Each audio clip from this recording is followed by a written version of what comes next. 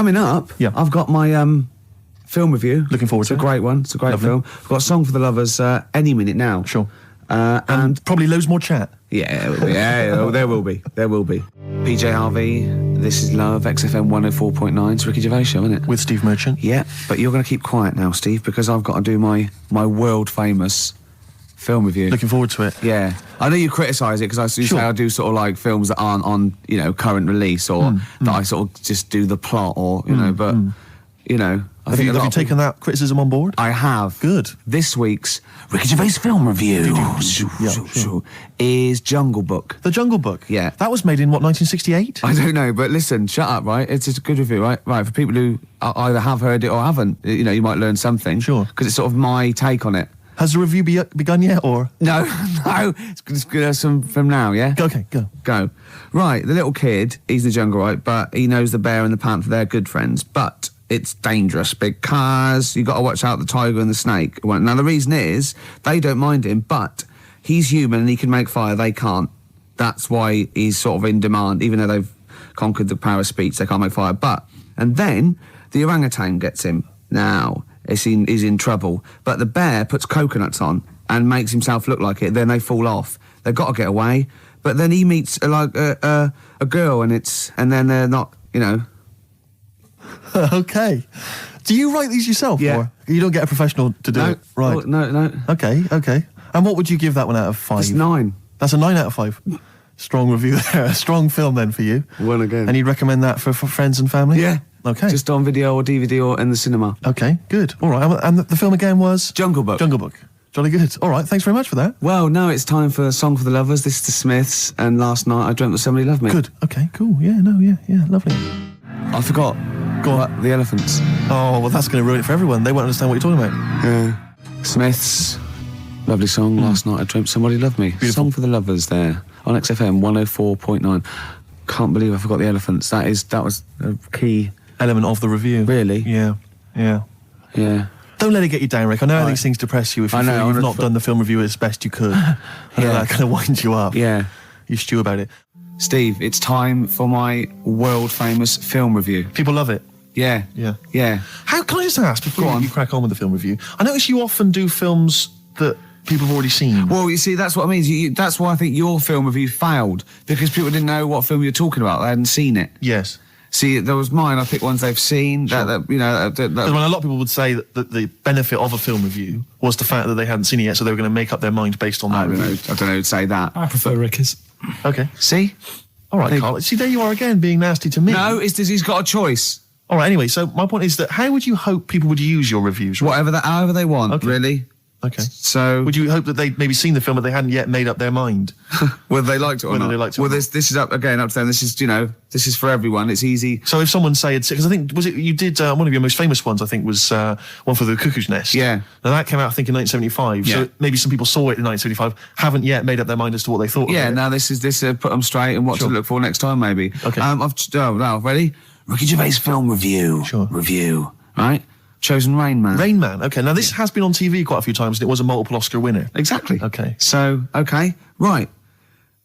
Rain Man, it's got Tom Cruise in it, and he's all right, he's normal, but he finds out he's got a brother who's a bit mad. Dustin Hoffman is doing it, right? And it's meant to be. He's all weird, but he's meant to be, so it's good acting.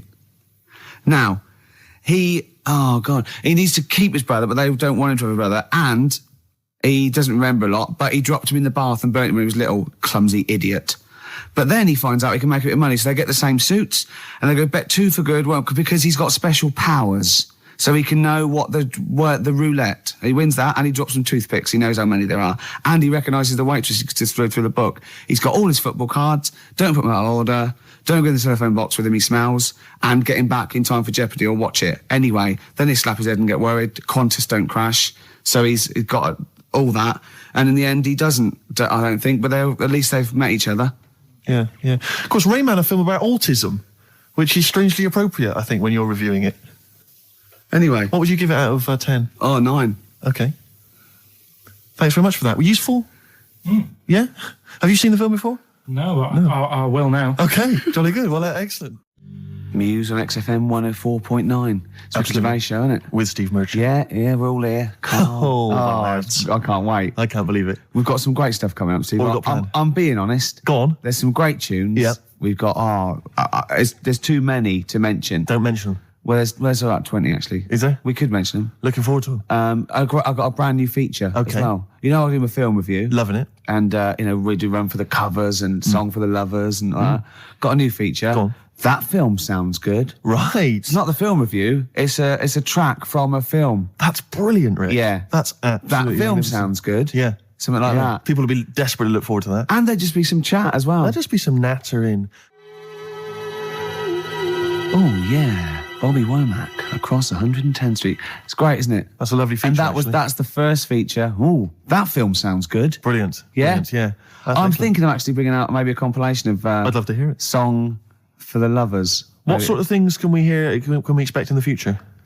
Because I know you're a big fan. This is brilliant. He bought the soundtrack to the film Braveheart, which is just kind of let me just explain. Which is just kind of big orchestrated numbers, right? James Horner. As far as he's concerned, that's classical music.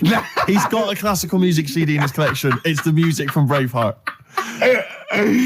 I sit there and I think, yeah, mate, I'd probably sort of lead my people's. Yeah, he's obsessed with Braveheart. He actually sort of relates to William Wallace. He actually thinks, yeah, that's the sort of thing I'd be doing. Yeah.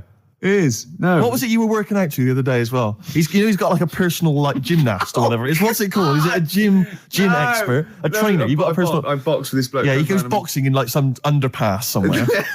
Right? Every day. Every single day. He goes boxing, right? But and what was it you were training? What did you tell me you were training to this week? God. What music did you have on? Oh my God. I have actually, now I never did, but I have actually gone red, haven't I? Yes. Right. It's very hard to embarrass I was working out and training and boxing. Oh my God. You're going to have to play a record after this. To the Rocky soundtrack. To the Rocky soundtrack. He's bought, a CD which has got the best music from all of them. Now, was it Eye of the Tiger or was it... It starts up with Eye of the Tiger, then it goes, Hearts on Fire. That's me sort of red on fire. Then it goes, dun dun dun dun dun dun dun. Does any of your training with your trainer, does it ever involve you running through snow with a log chained to your back? Yeah. Like in Rocky and helping, IV? I often have to help Russian peasants because their cart horse is like falling over, but I lift it up. Whereas the other fella, he's training in a posh gym having injections. I'm not. I'm just like breaking rocks and punching dead cows. Where'd you get that from? It's handy, wasn't it? Put it on. What is it? That's the. He can't hear because put your headphones on. Why was it? You'll love it. You'll love it. Yeah. That's magnificent. Yeah. That's now Ricky Gervais's theme tune. Yeah. Every time we start the show, we should just start with that. Win, Ricky, win.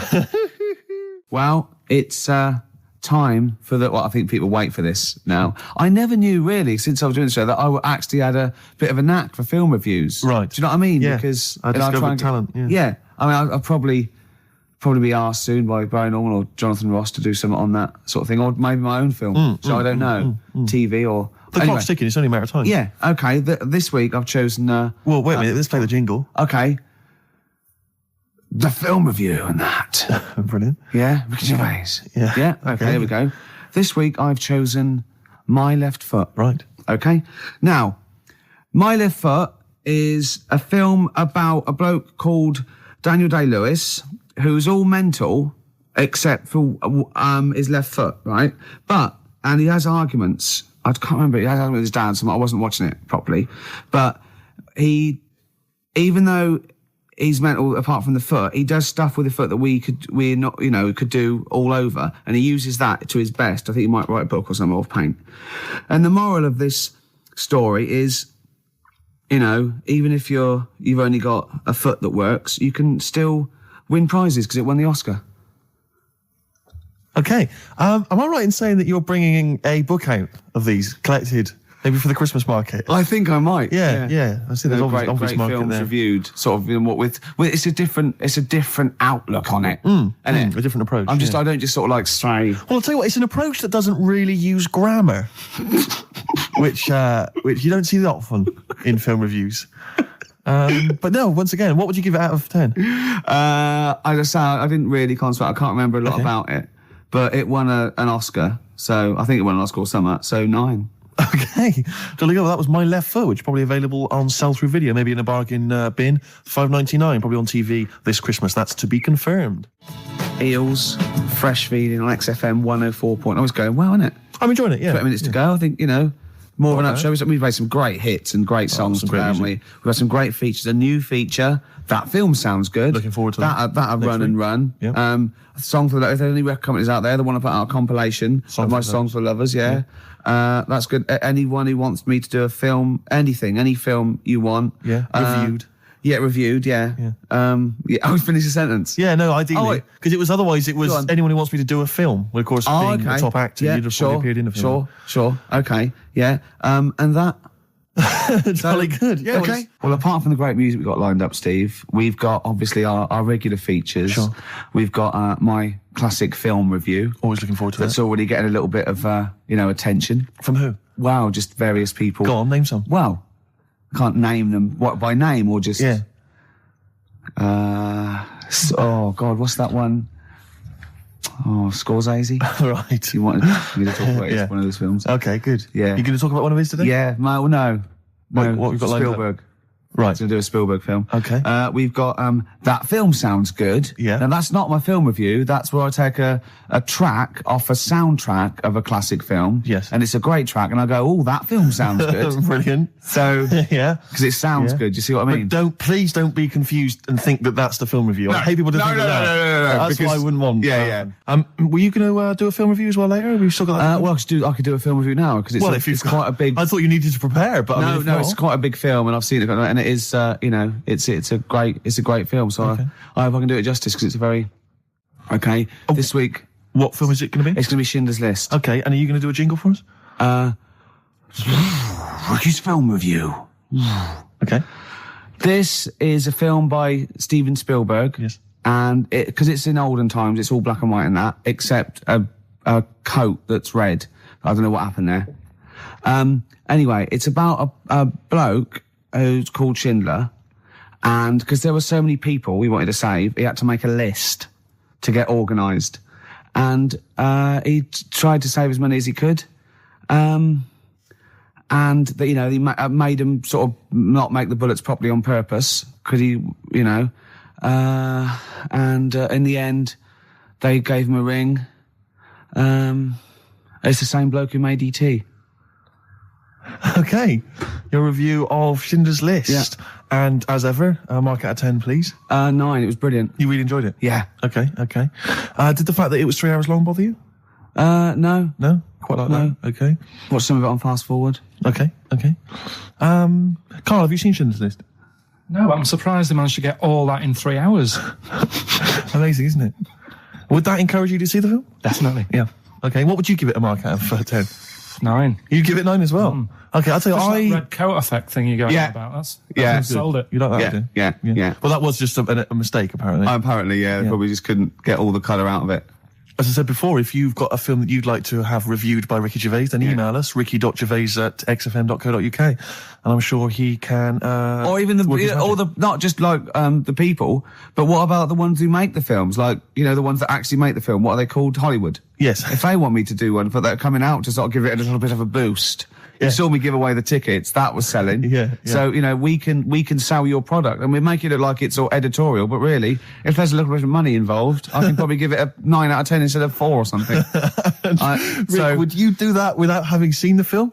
Yeah. That's fine, because they could just tell you what was coming up. And then if they said this, give us a good review and here's 20 quid. Yeah. If they go, there's no money in it, I'll probably give it a bad review. Well, let's just try that. Rick, can I just try that now? Because a lot of people listening won't be necessarily convinced. Lord of the Rings. Let's imagine I've paid you now to review the forthcoming film Lord of the Rings. What do you make of it? This is a brilliant film. Yep.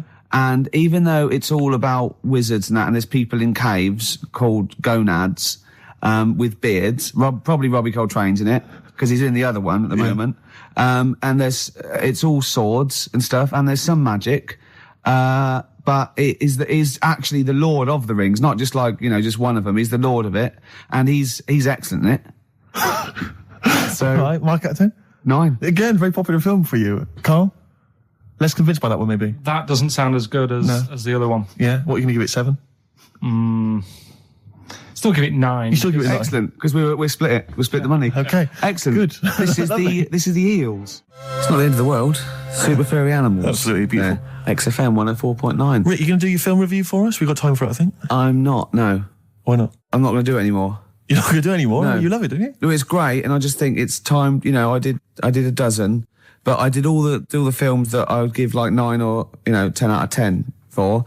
I don't want to drop the standards. Right. I don't want to start doing films that are 8 out of 10. Yeah. You see? Yeah. That's where a lot of film reviews go wrong. Yeah, Ross being one of them. Yeah, I've seen them go, oh, this is worth 7. Don't do it then. Yeah. If it's no good, don't do it. Know it yourself. No.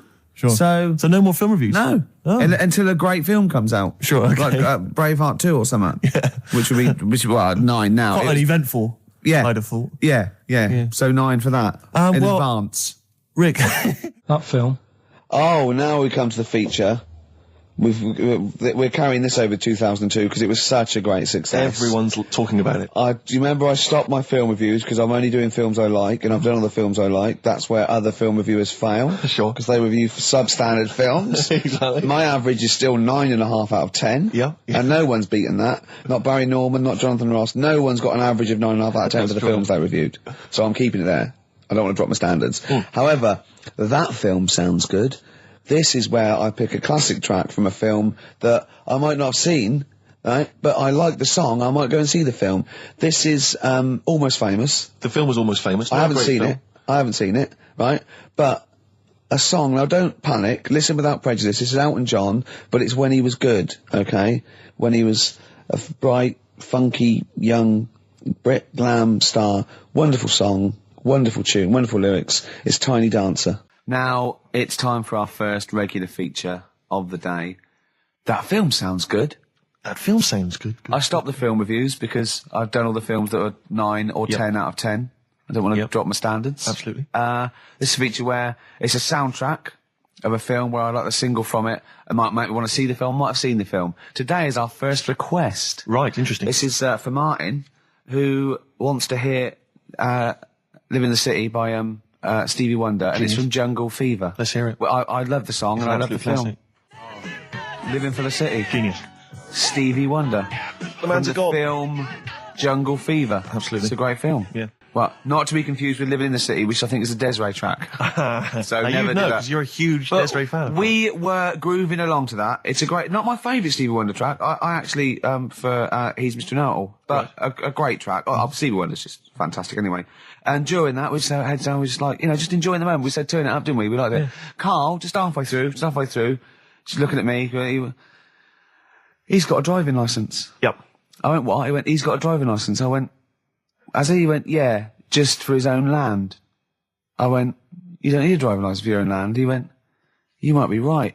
He said, who else is blind? I remember hearing something.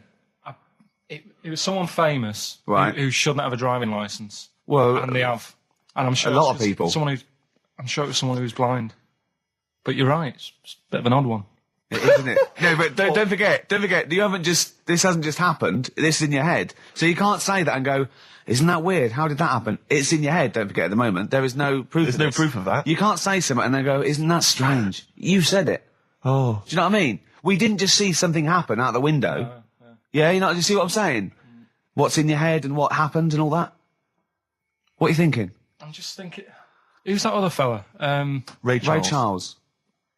Yeah. Why would he have a driving licence? He's blind as well. I think it's the blind thing we've got a problem with. It's the idea of people who are blind driving cars that's maybe made us question that. I mean, Stevie may have a driving licence. I very much doubt that he's passed his test. No. He probably hasn't even... I mean, he could have done the theory one, maybe. But that's touchscreen.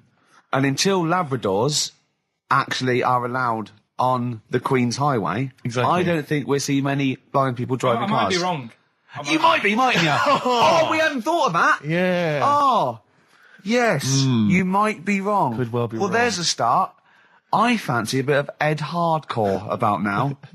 Well, Rick, you've embarrassed yourself because his name's Harcourt. Yeah. Yeah. Just play the song, Karl. Just mop up this ugliness. Just to hear a song. Okay, Rick. right, it's 1:30, and that film sounds good. Ooh, that film sounds good. Feature. This is where I choose a song from a film that, that film sounds good. See? This is a film that me and Steve both love, and he saw it first and got me onto it and said I'd love it, and I did. It was Rushmore. It was a great film, and from it features one of my favourite artists of all time, The Wind by Cat Stevens, and this is off the first album I ever bought from Teaser and the Firecat. This is The Wind from Rushmore. That film sounds good. Feature. Cat Stevens, The Wind. Elegant. It's a beautiful song. The album is a superb album. It's seminal. It's just has some great songs on there. I feel like playing another one, maybe Song for the Lovers. Maybe do it later, yeah. Maybe I could do that, yeah. It's beautiful. I have to say I've seen the follow-up to Rushmore. If you enjoy Rushmore, it's this new film, The Royal Tenenbaums, with amazing cast. Ben Stiller's in it, Gwyneth Paltrow, and Gene Hackman in his Golden Globe-winning performance. Oh, yeah. Same sort of thing as Rushmore, same kind of style, but lovely sort of kind of family comedy. Absolute dynamite, and again, a brilliant soundtrack. Nico is on there, Nick Drake, all kinds of treats. Forthcoming in the cinemas, Rick. You say the follow-up, is it the It's same not a director? sequel. It's the same director, same writer, Right. some of the same cast. Bill Murray makes another appearance. Same style. Haven't the Swingers lot done another one? They have their new films Made with the same Jon Favreau and Vince Vaughn. Again, dynamite, really good fun. Not as kind of perceptive as Swingers, but certainly as much fun. Have you seen Swingers, Karl? I think so. Is it the one where they've got a line in it? They've got a catchphrase in it, haven't they? You're the money? Your money? No. You're that's so money. Jeremy That's it. Yeah, I've seen it. Yeah. Yeah. I love the fact that I said you're the money. You went no. You went you're so the money. You went yeah. Well, yours is from, what's his name? Yeah, Jerry Maguire. No, Yeah. that's show me the money. Yeah. Yeah. I've seen it. Anyway, See, that was really articulate. We had, we did a feature. It linked into film. Steve Love Films did a little, off the cuff review. Then it went into gobbledygook again. yeah. I can't even say it. You couldn't even say the word gobbledygook. It's Clocks from the Coldplay on XFM 104.9. I'm Ricky Gervais, with me Steve Merchant, and back Karl Pilkington. Hey. He's raring to go. It's nice when you have a bit of time off, isn't it? Yeah, how long have you had off now? About then, 3 Karl? weeks. About About 3 3 is it? weeks, yeah. We can't do that because we're sort of self-employed and we'd be letting people down. But it's different when you get paid anyway, whether you turn up or not. But good to have I'm you back. Good to have never off ill. No, It's the good- first time No, I've I been off just- ill. Like, Well, no, I mean, just you're off 2 weeks and then you're off. No, I just wish I was the kind of person who could let down an audience I know, of regular really, listeners. yeah, but like I say, Well, no, we spoke to you. You weren't that bad. A cold, you don't go home for a cold. We were discussing this last night in the pub, and you don't go home for a cold. Okay, so moving on. What have we got then? We got some Wasn't great cold, songs. though. I brought in the Smiths. I brought in Buzz Cox. I brought in Neil Young. I know Steve's got some hip hop. Some great hip hop. I've got Hooray! some great Elvis Costello. It's going to be great. Karl, come on, concentrate. You've been away for 3 it's weeks. just annoying. No, stop saying that. What? Because you're annoying me now. Why?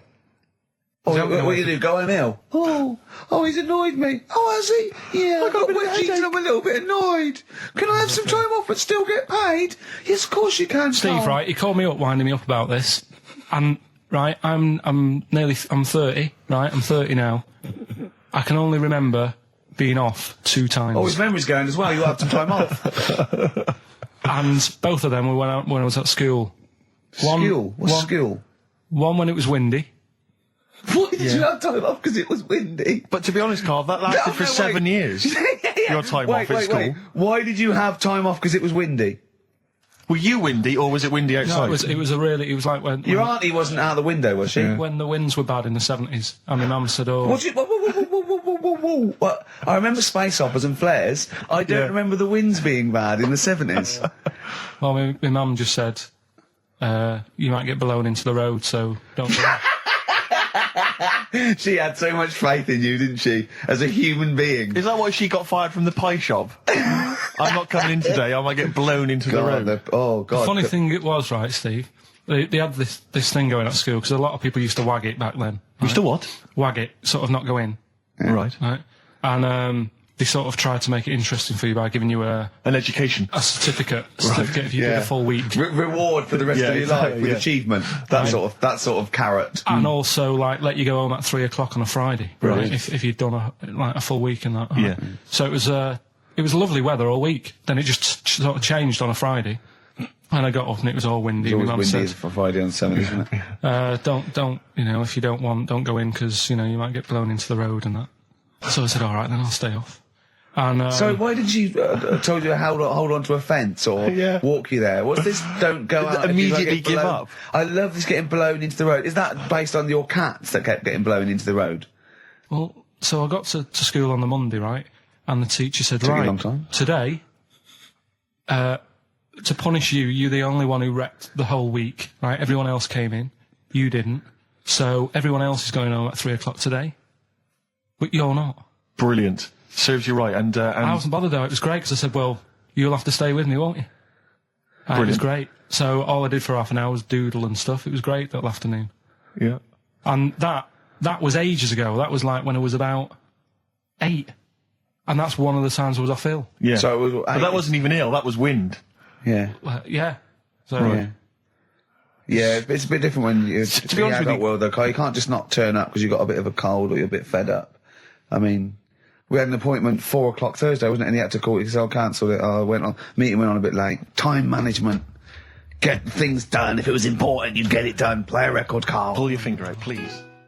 Elvis Costello, Alison. What a great track that is. Beautiful. Well, Karl, we'd better tell them all the new great features we've come up with in the time you were off. Right, well, we've got the film thing still going. Okay.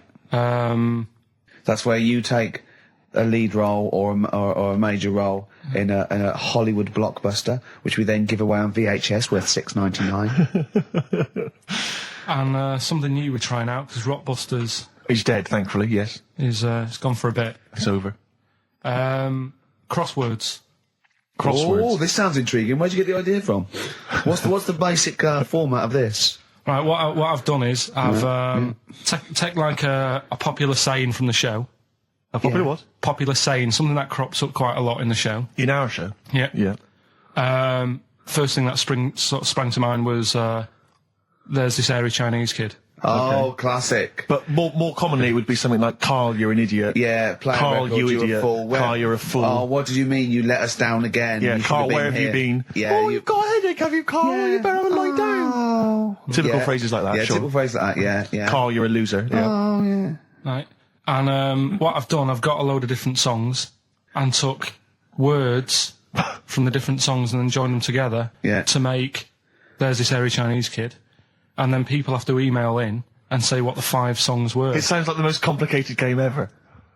I'm looking forward to it. Have you heard any of this, Rick? Because I've not heard this at all. I'm not familiar with this. Well, all it is, it'd go like, Eric Chinese Kid, and it's from sort of 4 different songs, and you've got to identify the songs. Right.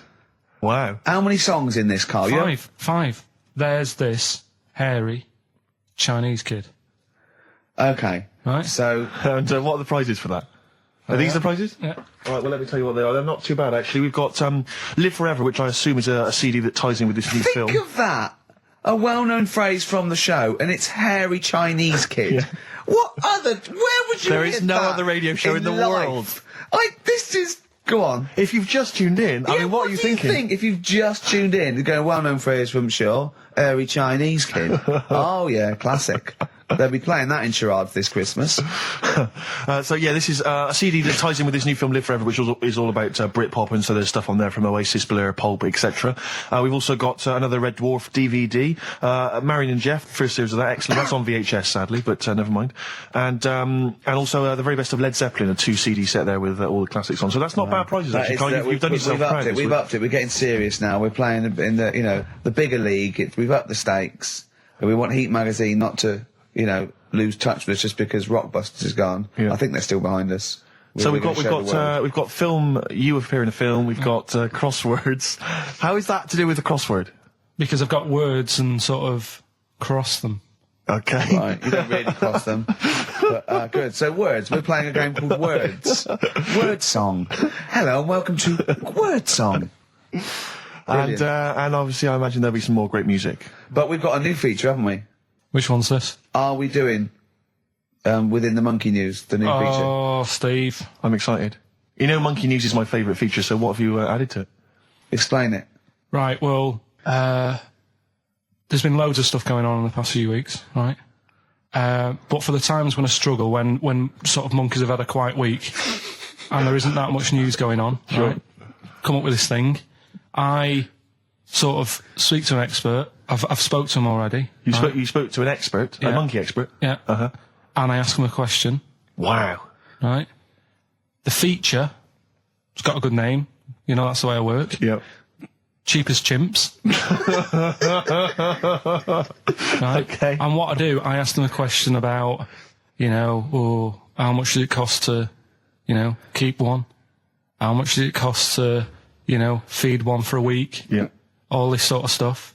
So I give out like a monkey story, and if that isn't enough for people, they'll also learn something else at the end of it. Right. Yeah. So like... It sounds fascinating, can I say right now?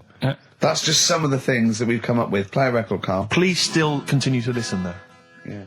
Richard Ashcroft, Buy It in Bottles on XFM 104.9, Ricky Gervais, Steve Merchant, Karl Pilkington. Karl, I need the phone number of your girlfriend. Let me explain why. I was lucky enough, once again, to be on your quiz team this week. Ricky, still to beat me. He's still to beat me with his team, yeah. Second I came. We the gang here and some friends, we sometimes go down to a pub quiz in the local area, and I was invited by Karl to be on his team. Twice now I've been on that team. Ricky's always on another team. And what can I say, Karl?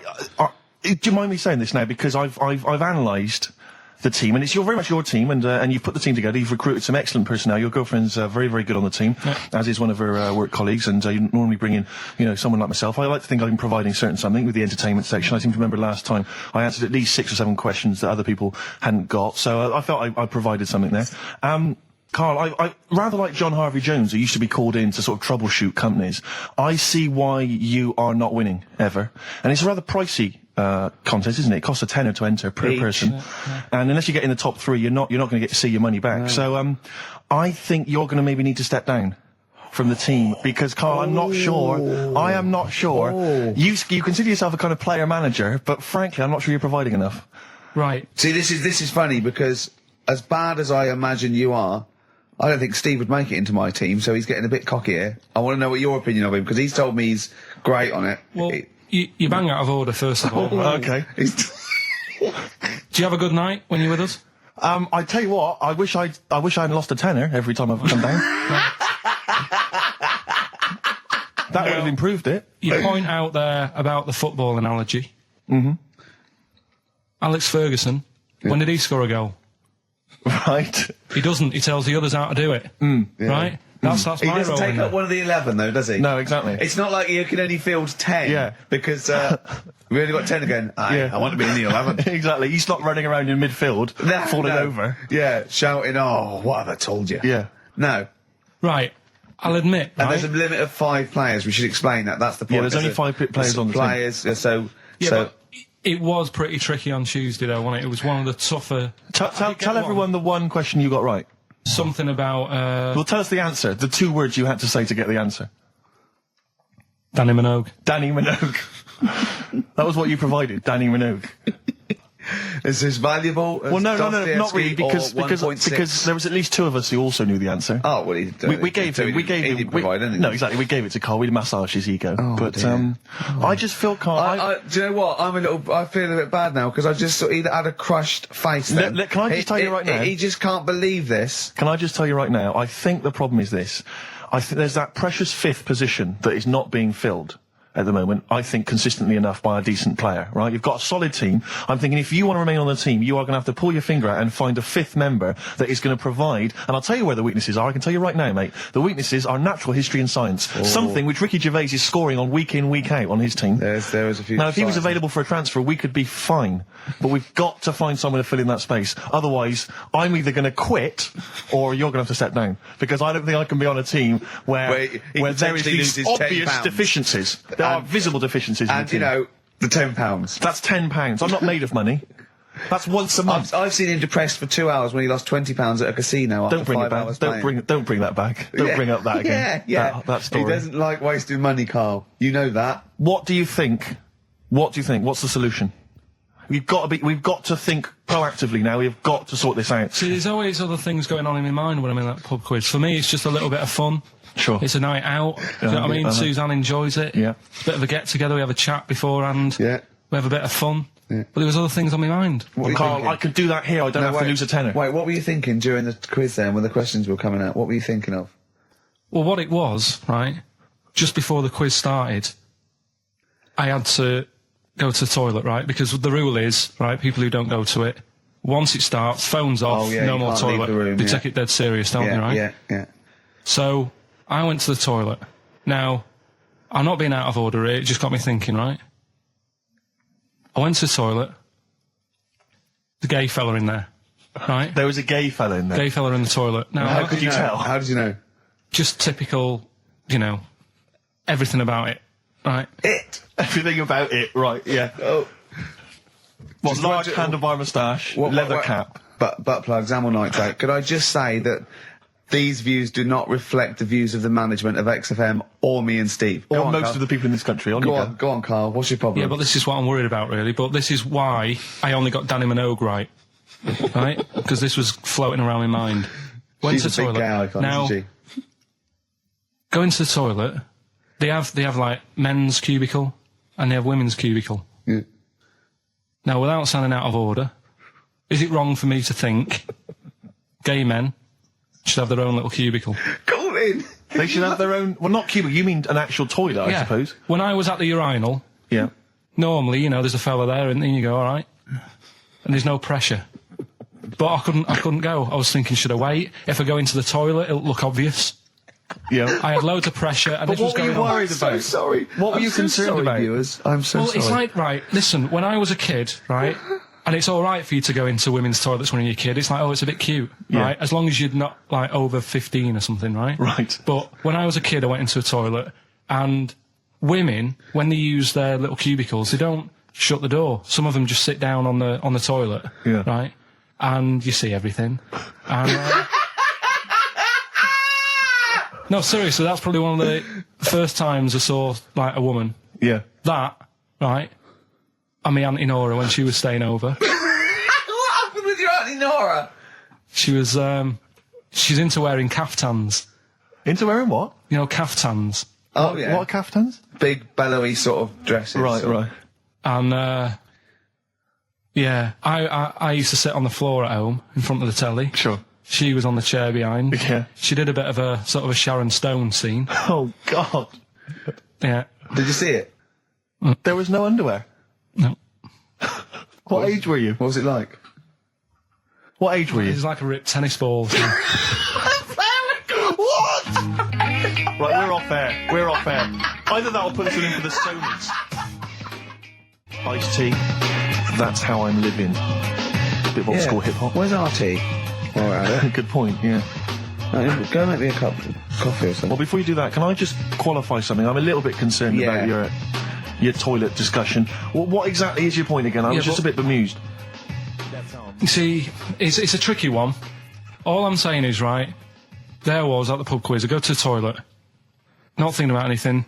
I try to go, right? There's a little gay fella next to me. I love this little gay fella. Now, the weird thing is, there's nothing stopping him having a little glance, right? Because he's allowed in the fella's toilet. Yeah. Now, I'm not allowed to go into the woman's toilet and have a little look round. Right. So all I'm saying is, should they have another toilet area? What, for gay people? Yeah. And so this would be gay men and lesbians? Is that going to complicate things? Well, I can only assume. I mean, to what point? I'll ask you a question, right? If you're intimidated, that's a shame. But most gay men aren't looking at your knob. You know that. What do you mean? I can only say that 99.9% of gay men who use a urinal standing next to what they assume is a heterosexual man aren't looking at his knob. And what they're doing then? They're emptying their bladder. No, but the thing is, I can't talk. you're politics saying, for Karl. you're saying like, about would you have one toilet for lesbian women and gay fellas, right? Well, does that mean? Yeah, would it be mixed? Would it just be? Well, would it have a man on one? That's heterosexual man. One little picture of a woman, there, and then what? What would the little icon be? A man and a woman? A man and a woman. Just having a chat? Yeah. Yeah. In pink and Doc But Martens. you couldn't mix them because then what would happen is you'd get people who are going, oh, I'll play up to this a bit, What, pretend to be gay? and sort of grow a moustache and shave their head. And pretend to be a lesbian. Right. Yeah. So, I see. So, people pretending to be gay so they could go in and have a look at the lesbians. Yeah. Right. So that would mean that we need 4 cubicles now, would we? Yeah, no, this is fine. 4 cubicles. So every pub How now... many toilets do we need at Every the pub's moment? now got 4 toilets. Oh, Karl, bisexuals. Yeah. Now, interesting. Bisexuals. How many toilets do we need now? Call the council. Do you use any? Huh? No. No, because they're interested in everything, aren't they? Because a little bisexual fella will be looking at your knob. Right, with them, Yeah. what you do, you just have a door, you open it, and there's one urinal there, so you can't get a queue.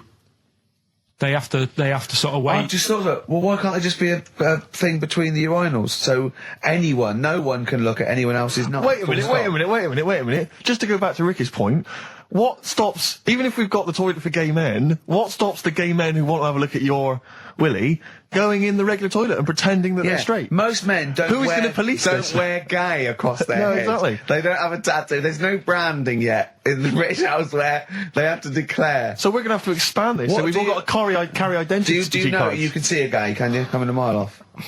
No? No, I'll just hold it in next time. No. Can you tell gay men? Do you know a gay man? I'd say probably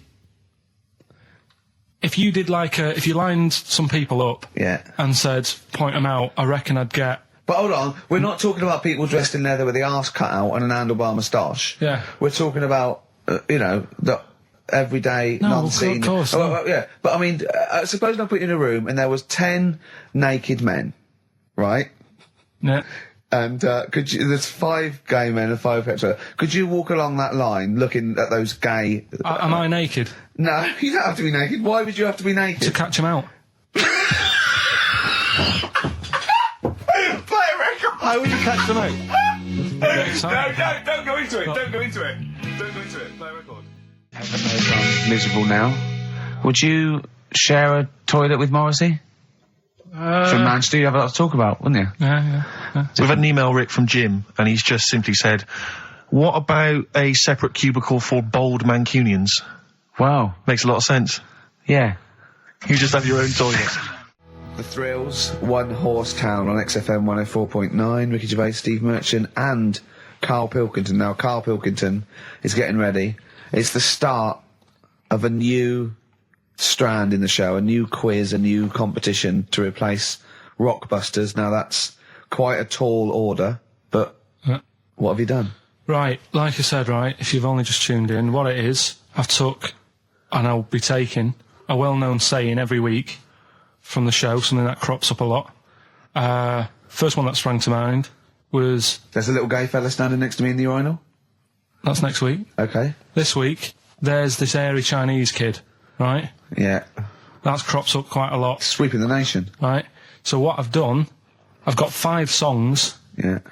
and I've edited them together to make that saying. You've got words from songs where any part of that sentence occurs to recreate it. Yeah. Now, what do they need to do? Do they need to say what the song is? Just the 5 songs? I mean, I was going to say song and artist, but if you want, just a song.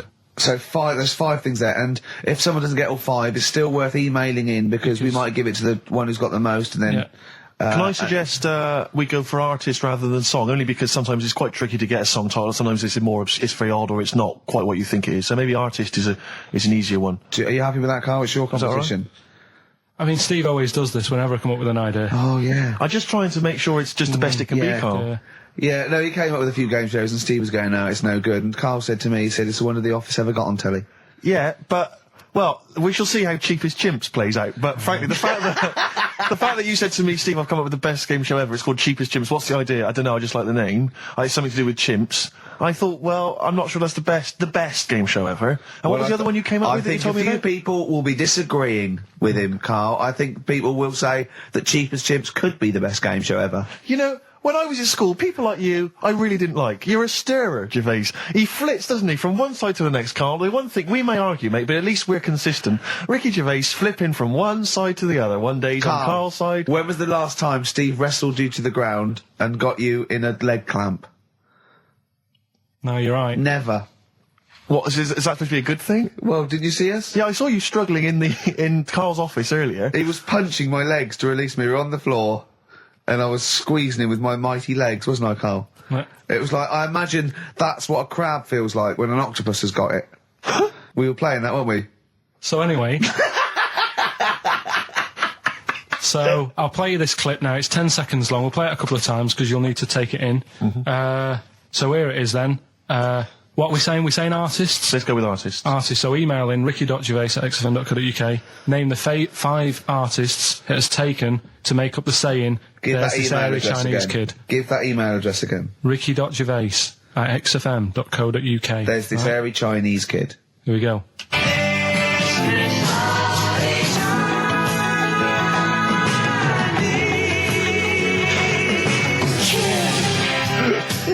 Play it again. Play it again. Here we go.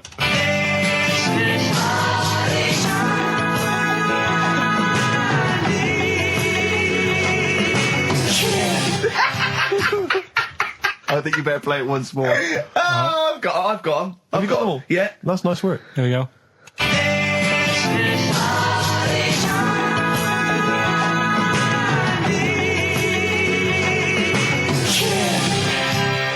I can just remind you now that the prizes include a Red Dwarf DVD, Marion and Jeff, the first series of that on VHS, a Live Forever Britpop CD, and also the very best of Led Zeppelin. Let's play one of those actually while we're here. Brilliant. Rock and roll. One of the prizes on Karl's competition this week is the very best of Led Zeppelin. That's obviously rock and roll. We've also got a Live Forever Britpop CD, Marion and Jeff, and Red Dwarf. And should we play it again so people There's have got this another hairy chance? Chinese kid. Who are the artists? Here we go.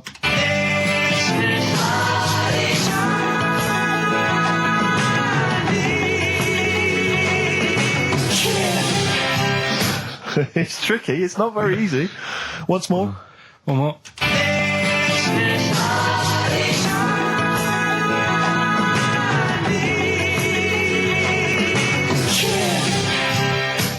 Well, there you go. Ricky.gervais@xfm.co.uk. Those prizes can be yours. I, at the quiz, also discovered, of course, and I don't know, I'm just intrigued to know, Karl, I'm just intrigued to know. It was your girlfriend's birthday, wasn't it? Earlier in the week? Or last week? On Monday, yeah. And, I mean, obviously it was a triumph with the stuff you got her for Christmas. The condoms. The box of condoms. Box set of condoms. Oh, yeah. not just the singles, the whole set. Yeah, a complete collection. Brilliant. So what did you go for this What time? did you get her? Yeah, but... No, Yeah, but it's her birthday. How long have you been together? About 9 years. Okay, so, God, it must cost you so much. No, but it starts getting tricky, doesn't it? Because I spoiled her a lot in the first few years. Yeah. So then Here's a packet of rubber bands. Enjoy them. Oh. Well, it's what she wanted. Okay. I mean, you're making out as if... No, everyone wants paper clips. Come on, what did you get her? Got her a new pair of gloves. Right. All right, well. And? What, nice leather ones from Selfridges or Harrods or something? They were good ones, the sort she likes, so... They weren't... Well, they weren't the little woolen ones that she had. Yeah. I thought that was a joke when she said he got me these, because I laughed. No, but I know that's... The one she did have, When they said it was his birthday, right, it was her birthday Monday, and me and Steve wanted to get her, and she went, he got me these, because she had those little woolen gloves on. I laughed, because I thought she was joking, Karl. That's what she wanted. Right. I've told you before about buying presents. Did those gloves have your name sewn in them? And a piece of string that ran over the back of your duffel coat? You know, I've never been into getting presents and that. I had the problem at that Christmas one, that time with the Victoria Plum. Yeah, we'd hate that. We'd hate to bring that back. We've done that. Because you talked about the book, because it's kind of to do with your dad, isn't it? He's a very bad gift buyer, was that the problem? Well, yeah, my dad just wouldn't bother. It was my mum who sort of made an effort, and she sort of worked out half of what I wanted, then she left it to my dad to get it off someone, see if he could get one cheap or whatever. I love the fact that usually people talk about, like, drinking heavily or violent abuse, right? Yeah. But here's what he's been left with and scarred with from parents is bad gift buying. Yeah, and that's the Victoria Plum incident. In the greater scheme of things in the world, that's not a bad thing to have, is it? There was this, this is what it's like about getting presents and stuff, right? With my mum and dad. Go on. My mate, Colin, right? Colin Makin? No, Colin Bailey. Oh, right? yeah. He had a little Sinclair Spectrum, right? Computer, which was like the thing to have at that time, right? Yeah. Used to always go round to his house, The deal was... Not the one you had to play through the window because you weren't allowed. No, that's another lad. Oh, right? yeah. This is a different lad. And the deal was, he came to our house and my mum gave him a pie. And then I'd go round to his and I'd stay there for a few hours playing, Hungry Horace and stuff like that on it. Sure. Right? Now, my mum and dad knew that I really wanted one of these computers, right? So I waited about a year. Came round to Christmas Day. I thought, I reckon might have one. Turned out they bought me the wrong one. They bought me a ZX81 instead of a Spectrum, right? And Christmas Day, I'm there trying to load the games up. It's not working. I'm thinking, what's wrong, right? And the thing with me, when I was a kid, I used to get quite sort of agitated. This is the moment, right? I found out that it needed a RAM pack to make it work, right? Looking in the thing and it's saying, and make sure you put your RAM pack in the back. And I was like, oh, where's the RAM pack? And my dad's going, I don't know, I've got you the main bit. That's it. So I was that wound up, I just was sick, right? Just sick. I didn't feel sick or anything, I just was like, oh God. Went to the sink, just sick. Because I was that on edge about it. I said, come on, we've got to get one. And my dad's like, Tandy's shut. We're not gonna get anything today. Ruined again, Christmas Day. That was after the year when my train set got blown up by our kid. The following year, no RAM pack. And now you ask me why don't I get good presents? he's scarred. He just I'm gonna die. Honestly, I'm gonna die. He's just screaming sick. Yeah. There's no RAM pack. Did you get to the bottom of it? Why wasn't there a RAM pack? You have to buy them separate. Oh, It's one of them okay. cons. What do you mean I can't play Frogger? Oh no. So, wasn't there another incident when you threw up? Spontaneously threw up? Through sheer anxiety? I do get it. It's not so much now because I've relaxed a bit, but as a kid I used to be quite on edge all the time with certain things. Do you think that's what happened to your The cat wind. that kept being sick? That it didn't get the food it wanted and it just threw up? Do you remember that? Yeah. God, so they shaved it.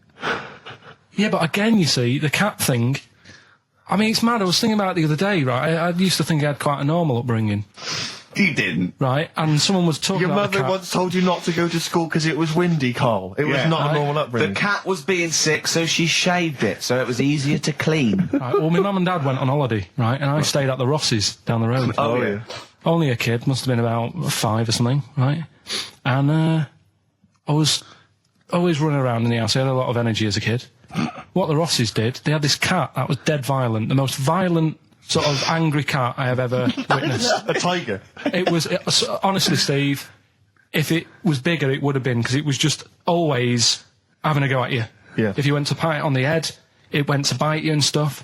And what they used to do with it, to stop me running around, I'd sort of be running around, and then I'd get a bit tired, and they'd say, have a lie down on the settee. So I'd lie down on the settee and I'd nod off. And what they used to do, I'd wake up and I'd put the cat on my belly. Right?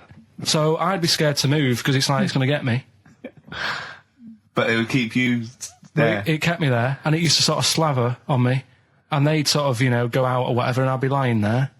That's not normal, is it? Karl, sorry, were you created by the Brothers Grimm for one of their fairy tales? What kind of a life is that? A cat paperweight to keep Karl in place. He keeps blowing around. It's windy. We'll have to weigh him down. Be careful. Your mum probably told him that it's a windy day. You got to get something heavy on him. Otherwise, he just gets blown into the road. God. Bless him. Karl, let's just hear your thing once more. Give One people more a time. final chance. All right, here we go.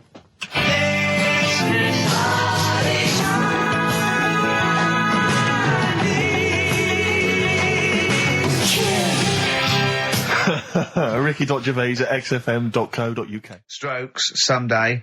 Do email in if you've got any of these, because most people have only got 3 out of the 5. Only one person's got 4, and they haven't got the second bit, the this of there's this airy Chinese kid. I reckon if you've got that, I realise that I've only got 4. I got that one wrong, so that's the one to get. All right? Ooh, those chili peppers are quite hot. Can't stop. XFM 104.9. I'm Ricky Gervais. With me, Steve Merchant and Karl Pilkington. All right. Karl, you know what the time is? Bong. Monkey news. Yeah. Right. Imagine if Trevor McDonald started like this. Yeah. There's been a lot of stuff going on that with monkeys. Oh, yeah?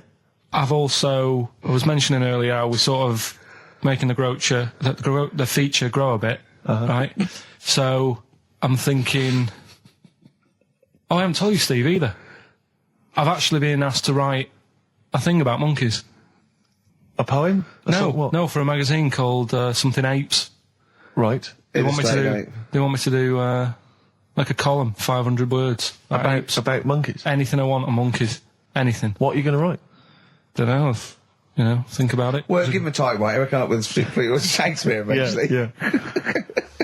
You could write about that. Why didn't you write about that? The fact that you don't believe it. You don't believe that an infinite number of monkeys could type because he was Shakespeare. Because you reckon most of them hadn't read Shakespeare, so they wouldn't know some of the spellings. Exactly. It wouldn't happen. You idiot. Get on with it. All right. There's been a few things, but one that springs to mind is they found a load of monkeys somewhere. Right? This is brilliant. Yeah. I mean, imagine this if this was news. Yeah. Go on.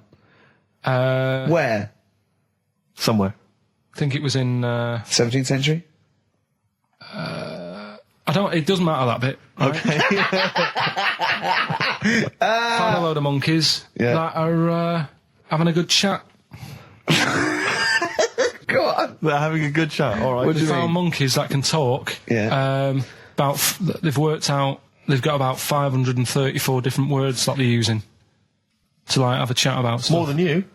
Yeah, what do they chat about then? Just, things that monkeys are worrying about. Just, where do you get that from?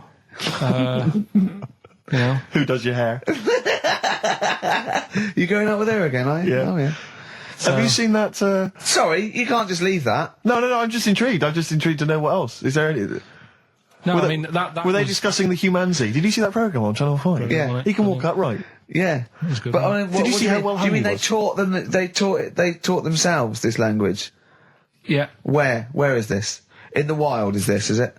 Not sign language. It's but in some jungle somewhere. They found these monkeys. He heard some explorer was over there, cutting through the woods and that. And he heard his name, Heard and he thought, "That's what he went. What do you want, Ronnie?" It wasn't me. I didn't say. Yeah. I didn't say. "Oh, it's Snodgrass. Where'd you get that gun?" Yeah, exactly. Well, there's only me and you here. Yeah. It's weird, isn't it? No, it's not weird. It's not true. Well, right, come on then. What's next? Once again, what I'm thinking. Well, I mean, that did happen.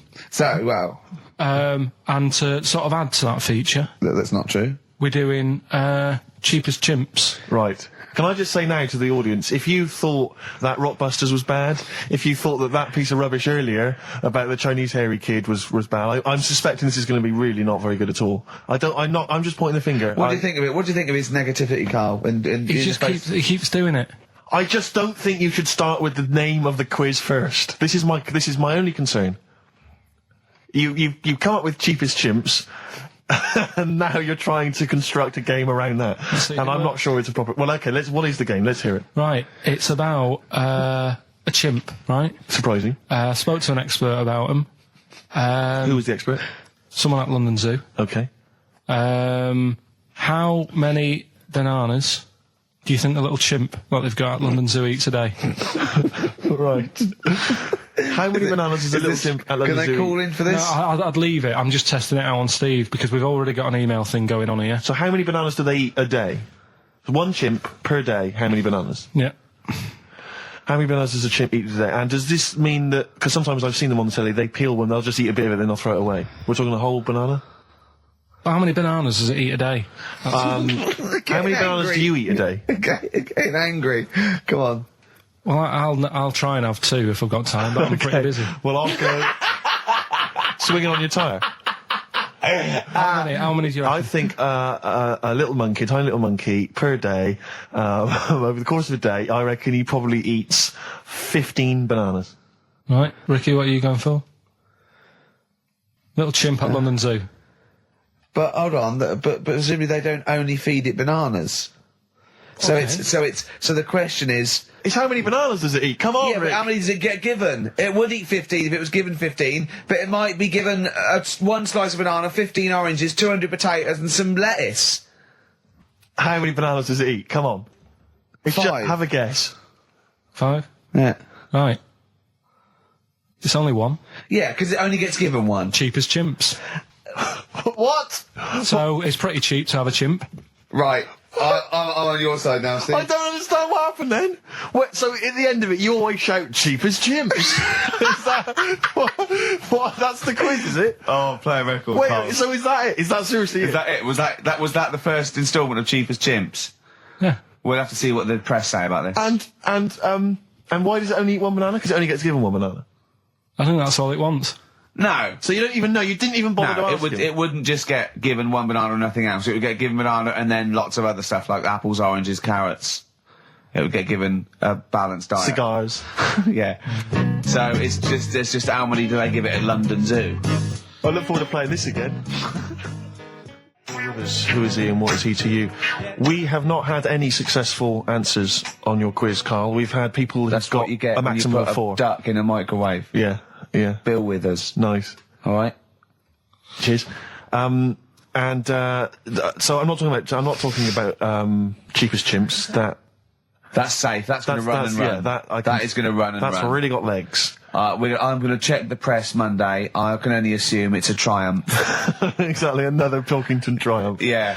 I'm going to give the prize, if you don't mind, Karl, to Karen and Jeff Gillian, because they were the only couple that got the second answer, which was very, very But tricky. they got 4 today. But they only got 4 right. 4 is the top answer, so should we give the answers play it, now? Karl, and then tell us who each one is. All right.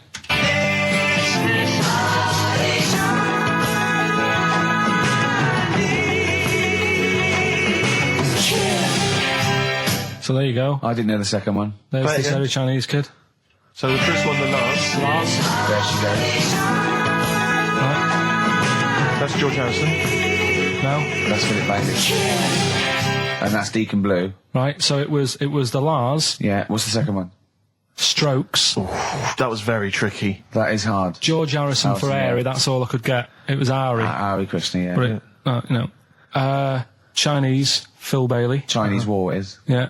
And Deacon Blue, Real Gone Kid. Real Gone Kid, yeah. There's this airy Chinese kid. Very, very hard. I love the fact that the normal bit of that, like, the normal bit is like the well-known phrase, there's this hairy Chinese kid. Yeah, exactly. Like, nothing happened there. That's normal. There's this hairy Chinese kid. As a phrase that often... In fact, you're right. We must have said that phrase 20 times today. When was the last time that was said 20 times? Never. I don't think it's ever been said anyway. There's this hairy Chinese kid. I mean... Even in China. I don't think it's... Well, it's very rare. Definitely not said in China. The prizes they've won. The prizes they won: Red Dwarf DVD, Live Forever, the best of Britpop, Marion and Jeff on VHS, and the best of Led Zeppelin. Well done to Karen and Jeff Gillian. I've also seen no proof of this hairy Chinese kid. None whatsoever. Alpine Stars, Burning Up on XFM 104.9, Ricky Gervais, Steve Merchant, Karl Pilkington. Steve, you were out of the room there. Mm-hmm. Karl took a phone call from someone. Okay. He's found a cellmate. Right. Not a soulmate. I think one day they will be cellmates. Yes. Because he's just like, he loves everything Karl loves, and he was telling Karl stuff, and Karl's face was lighting up. Yeah. He's told him of 2 Russian kids in the circus. They're covered in hair, and their mum tells them off because they're covered in fleas. Karl said, see, that annoys me again, innit? They do something else. And the bloke went, yeah, they should just make money out of being hairy. And Karl went, exactly. And he said, have you heard of the 3-legged juggler? And the bloke went, no, what's that? He went, that annoys me as well. Because he thinks they shouldn't have done juggling, they should have done football. Do you know what I mean, though, Steve? What do you mean a 3-legged juggler? What are you talking He's a about? famous 3-legged juggler. Oh, he's mega famous. He's like the Beckham of wherever he's from. But the other day I was looking in, I don't know, Bizarre magazine or something, right? And there was this fella who, he had no arms. So you saw a picture of him, his job was fixing watches, did it with his feet. Go on. Well, it's just, why pick the most hardest job to do when you haven't got any hands? Crush grapes. Or... Do you know what I mean? That annoys me. Oh, crush grapes. Imagine him being told that, and then he comes into the careers advisory where I go, now, what do you want to do, Hargreaves? Make watches? Right, take a look at your arms. Crush grapes, mate. Sorry, you're a grape crusher. Next. Brilliant. Brilliant. I would love you to be a career advisory in some sort of clinic. It'd be brilliant. I love the fact that it annoys you. Here's a man, he's got no arms, he has learned to fix watches with his feet. Yeah. An incredible talent, incredible skill, he's utilising that brilliantly. That's annoying to you. You are angered by it. Right, I'm only being honest. Now, you be honest, right? Your watch is broke. Who would you go to? You're in a rush. You need it fixing in a rush. Now, you need some fresh wine.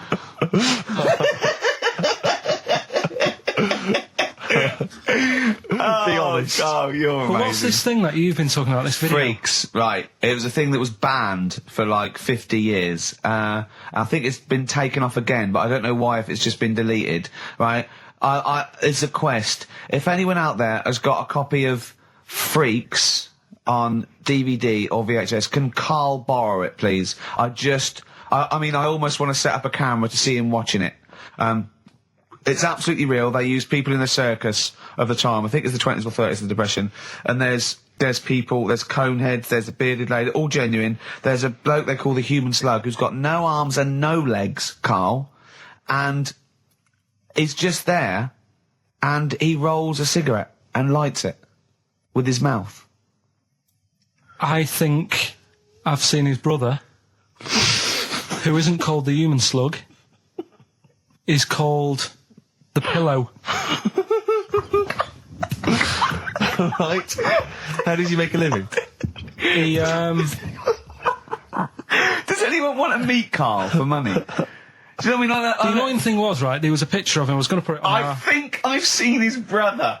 on our website, we put things up like this, right? If you go to Ricky.Gervais at xfm.co.uk / What? You put things like that on my website? It's nothing to do with me. I want people to know that website is not kept or looked at by me. So, what have you put on there? There's a fella on there who's known as the pillow. And he's, you see, I get a bit worried with things like this, because we're not sort of having a go or anything. It's just things that Fascinate me. you. Yeah. And, yeah, it's a guy, it might be the same sort of thing. What's your one I called? bet you used to stare at people with goiters, didn't you, when you were little? In Tesco's. Well, just go to xfm.co.uk / Ricky, it is. What's the worst thing you've ever seen on, like, a human face? You know what it is, and What I is don't it? want to talk about it. I can't remember. Have you No. told me? Yeah. What is it? But go, It's not go the to, elephant lady. Go that used to the, yeah. Is it the elephant lady? You talked about that, I know. Yeah, I don't want to talk about it again. Go to the website and see the human pillow. Why is he a human pillow? That's what annoyed me. I thought it was more of a draft excluder. Oh, that breaks all kinds of rules. Buzzcocks, harmony in the head. Now, things are flying here at XFM. People have called in. There is a video of Freaks on the way. Karl's going to see that within the week. That's exciting. That is exciting for me. Do you know what I mean? About our education of Karl. We started off trying to teach him about science and history, and now we just find out he likes pictures of hairy Chinese kids and Who women. doesn't? Who doesn't? No, true. You've got a theory about pictures of freaks, haven't you? You see, you always bring things up that I don't want to talk about, because I'm really worried that people, if you've just tuned in for the first time, it's the first time you hear it, and we're talking about hairy Chinese kids. Yeah. Talking about the human worm. Karl, listen. People don't think that you're taking the piss out of those people. They lump you in with them. Do you know what I mean? They think that you're a freak of nature. So you can say anything you want. Do you know what I mean? Because it's honest, it's from the heart, it's genuine. So don't worry about that. Yeah, but Suzanne was saying last night that I've got a heart of stone, or whatever it is. Why? Because I wasn't crying at Comic Relief. And all I always used to say to her, get out Elephant Man, let me watch that for 30 minutes, I'll be crying my heart out. Why? Why do you care about that but not... Because it's that is more real, isn't it, right? Think of John Merrick. Sorry. What, the film starring John Hurt is more real than footage of starving people in Africa? No, but what I'm saying is, think about... See, this is why I didn't want to bring it up, because people are going to just say... Well, you're allowed to cry at what you like. People can't have you for not but crying at someone and crying at someone else. Imagine that, like, if you've seen the film, you know, his head's all, you know, messed up and that. Yeah. He's getting picked on all the time. Yeah. By Michael Elphick, I remember. Yeah. It's just really, really sad. Whereas, you know, we're trying to help But out you give him a bun people. and he forgets it. Do you know what I mean, though? He never forgets, Rick.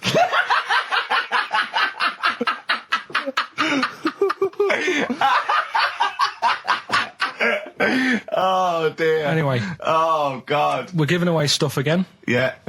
Time Tell for me your theory about freaks who have their picture taken. No, I'd leave it. No, can I tell we'll you? do it next week then. Can I tell you what this Go is? on, quickly, what is it? Right, when he sees a little picture, like in his books he's got, he carries round those things, right? And there's like a fella with a little head with some like able-bodied people. He goes, the only reason they got to take that picture, right, was so they could show their mates, say, look at me, the little fella with a little head. That's his theory. Yeah. So every picture of a freak, they're being... Steve, let me describe the picture to you. This little fella with a little head. Right. Playing on the piano. I've seen it. All his family stood around and mates and that. When have you ever seen a picture of someone playing the piano and everybody wants to be in on it? Doesn't happen. Maybe it was one of those kind of Christmas cards they sent out to everyone. It wasn't. You could see one of them was like in a rush to go away. He was probably planned to go out, and he was like, "But they were taking a picture. It's I'll be in it then before I go out." And it was all. He's out of order. Yeah. If you say, do you know the one? I do know the one you mean. Yeah. What about the one in the when you went down to Cornwall in that little We'll pub? talk about that next week. What you want to get on, do you? Yeah, right. We've got to give away another prize. Yes, you lucky people. For those of you that haven't seen it and do not have the requisite £4.99 to buy it yourselves, you can win on VHS cassette, panned and scanned. Billy Elliot, the special edition, includes bonus documentary, The Billy Elliot Boy. Oh, and, I'd like to see how they really sort of made that film. Exactly. Well, it's the hit film Billy Elliot, and you can win that on VHS. Because Karl, I assume you have included yourself in an excerpt from the movie. Taking a scene from the film. Who do you play, Billy? I'm playing the part of Billy. Brilliant. And we'll have a question at the end of it. Come on. Brilliant.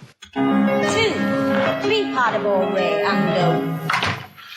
Alright. Just been down the valley. So I don't know where you... What are you looking like that for? What's wrong with Bally? What's wrong with Bally? Yeah, well, what's wrong with it? It keeps you fit and that. What do you think, Auntie Nora? You think about me doing Bally? I used to go to ballet. There you go. She used to go to Bally. Used to say I could have been a professional dancer if I'd had the training.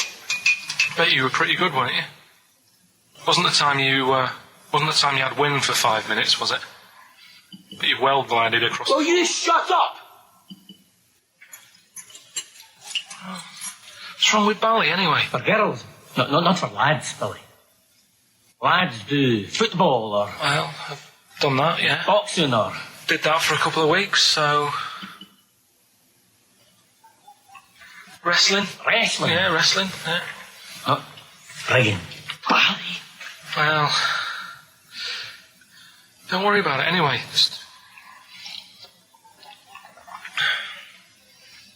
Is it alright if my mate Wayne stays over tonight? He just wants to sleep over. He's just coming over to... Wayne, sleep? Yeah, he just stays over. I'm not gay or anything, he's just... I don't fancy him, I'm not... Yes, you do. I don't... Yes, you bloody well do. What, just because I want my mate Wayne to sleep over and I've started doing ballet, that turns me into a gay man, does it?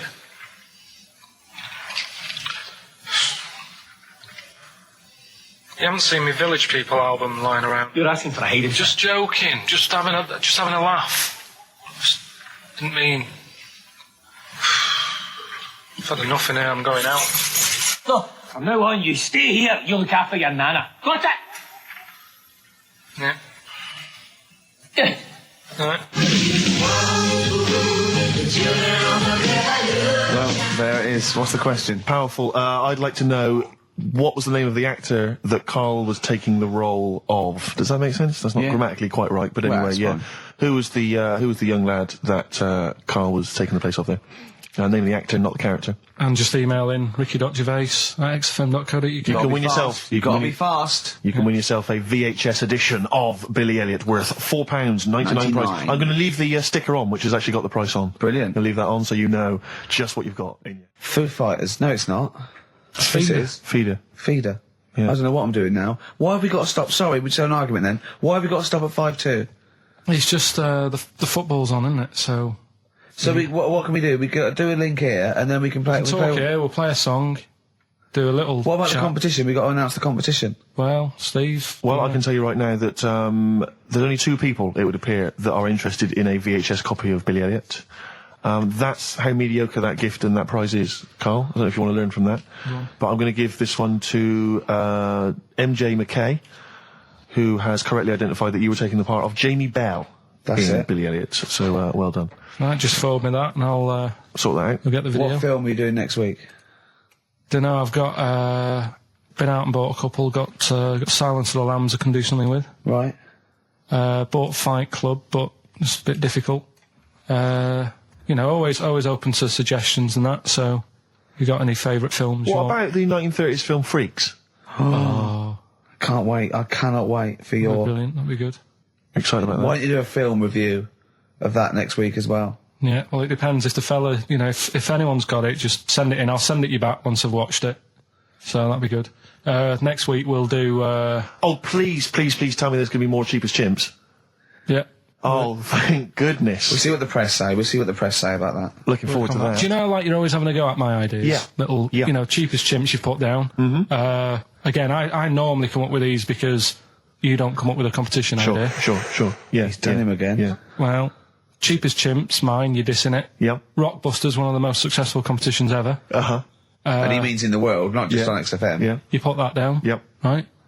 What are you thinking about this, right? I was watching Comic Relief last night. Came up with an idea. Mm-hmm. Right? You get Jono. Okay. John O'Coleman, yeah. Say, Vanessa Feltz. Mm-hmm. You know, maybe, you know, Dawn French, because she'd be around for that. And then get them all in a room for Comic Relief.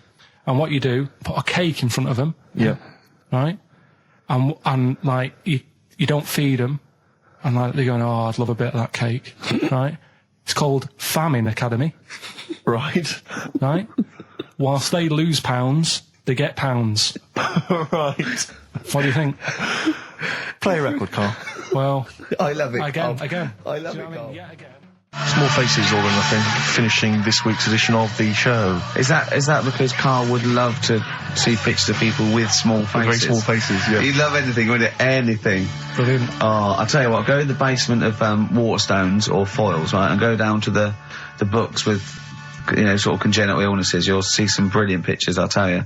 Hot tip of the day there. Yeah, good on advice. XFM 104.9. If you're at a loose end this afternoon. 104.9 XFM. You alright? This is Karl, producer of Ricky Gervais and Steve Merchant. They're not about today. Ricky's on holiday.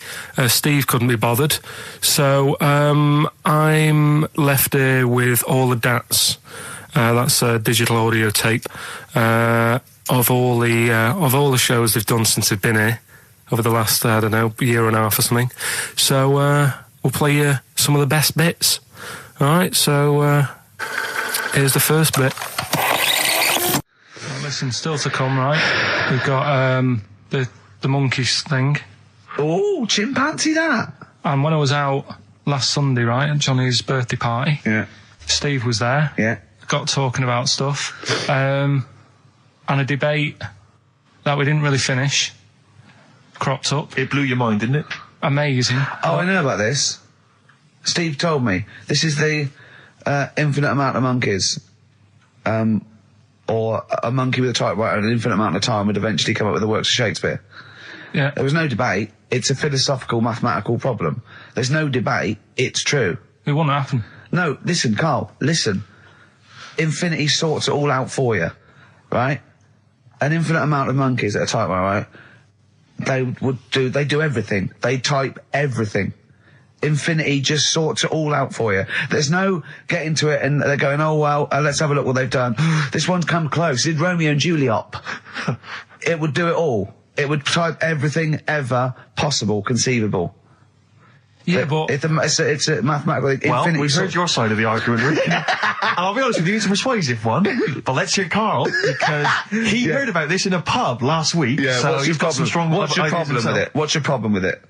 well, first of all, right, You're saying it's a load of monkeys. It's not just one monkey that Depends. can live forever. No, wait. It's either a chimpanzee with a typewriter with an infinite amount of time.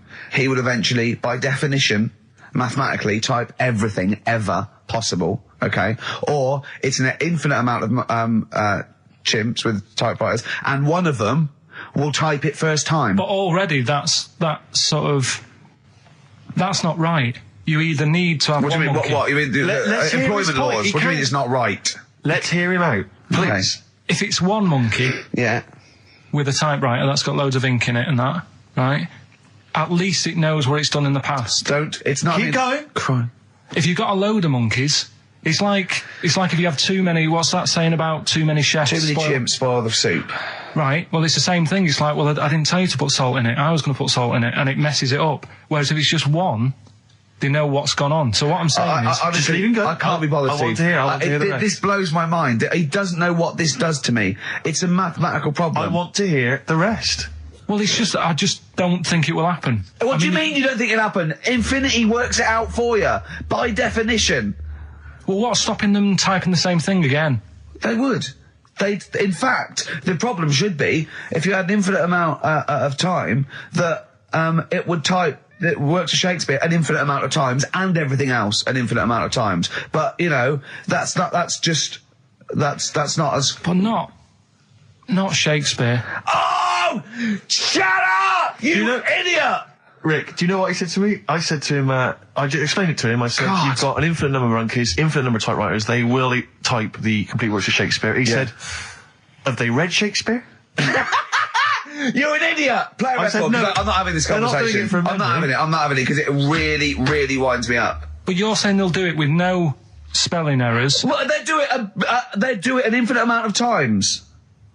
And they do it wrong an infinite amount of times. And they spell the last full stop wrong an infinite amount of times. And they get one thing wrong in Hamlet wrong an infinite amount of times. They do everything an infinite amount of times. But are they going off a story that they've... Play a record, Karl, because I'm going to knock you out. I'm just saying, Shut up! do they know the story? Oh, They're monkeys! Oh, Christ. No, Right, but- okay. Right. The Cure, obviously, Yeah. got some. Right, Carl's been taking phone calls for these clues. Right, and so everyone's been saying the same thing for the last one. He's been going, no, and I'm worried, I'm always worried. FD, I just overheard him on the call there going, oh, what have I been saying? Oh, no, it's FP.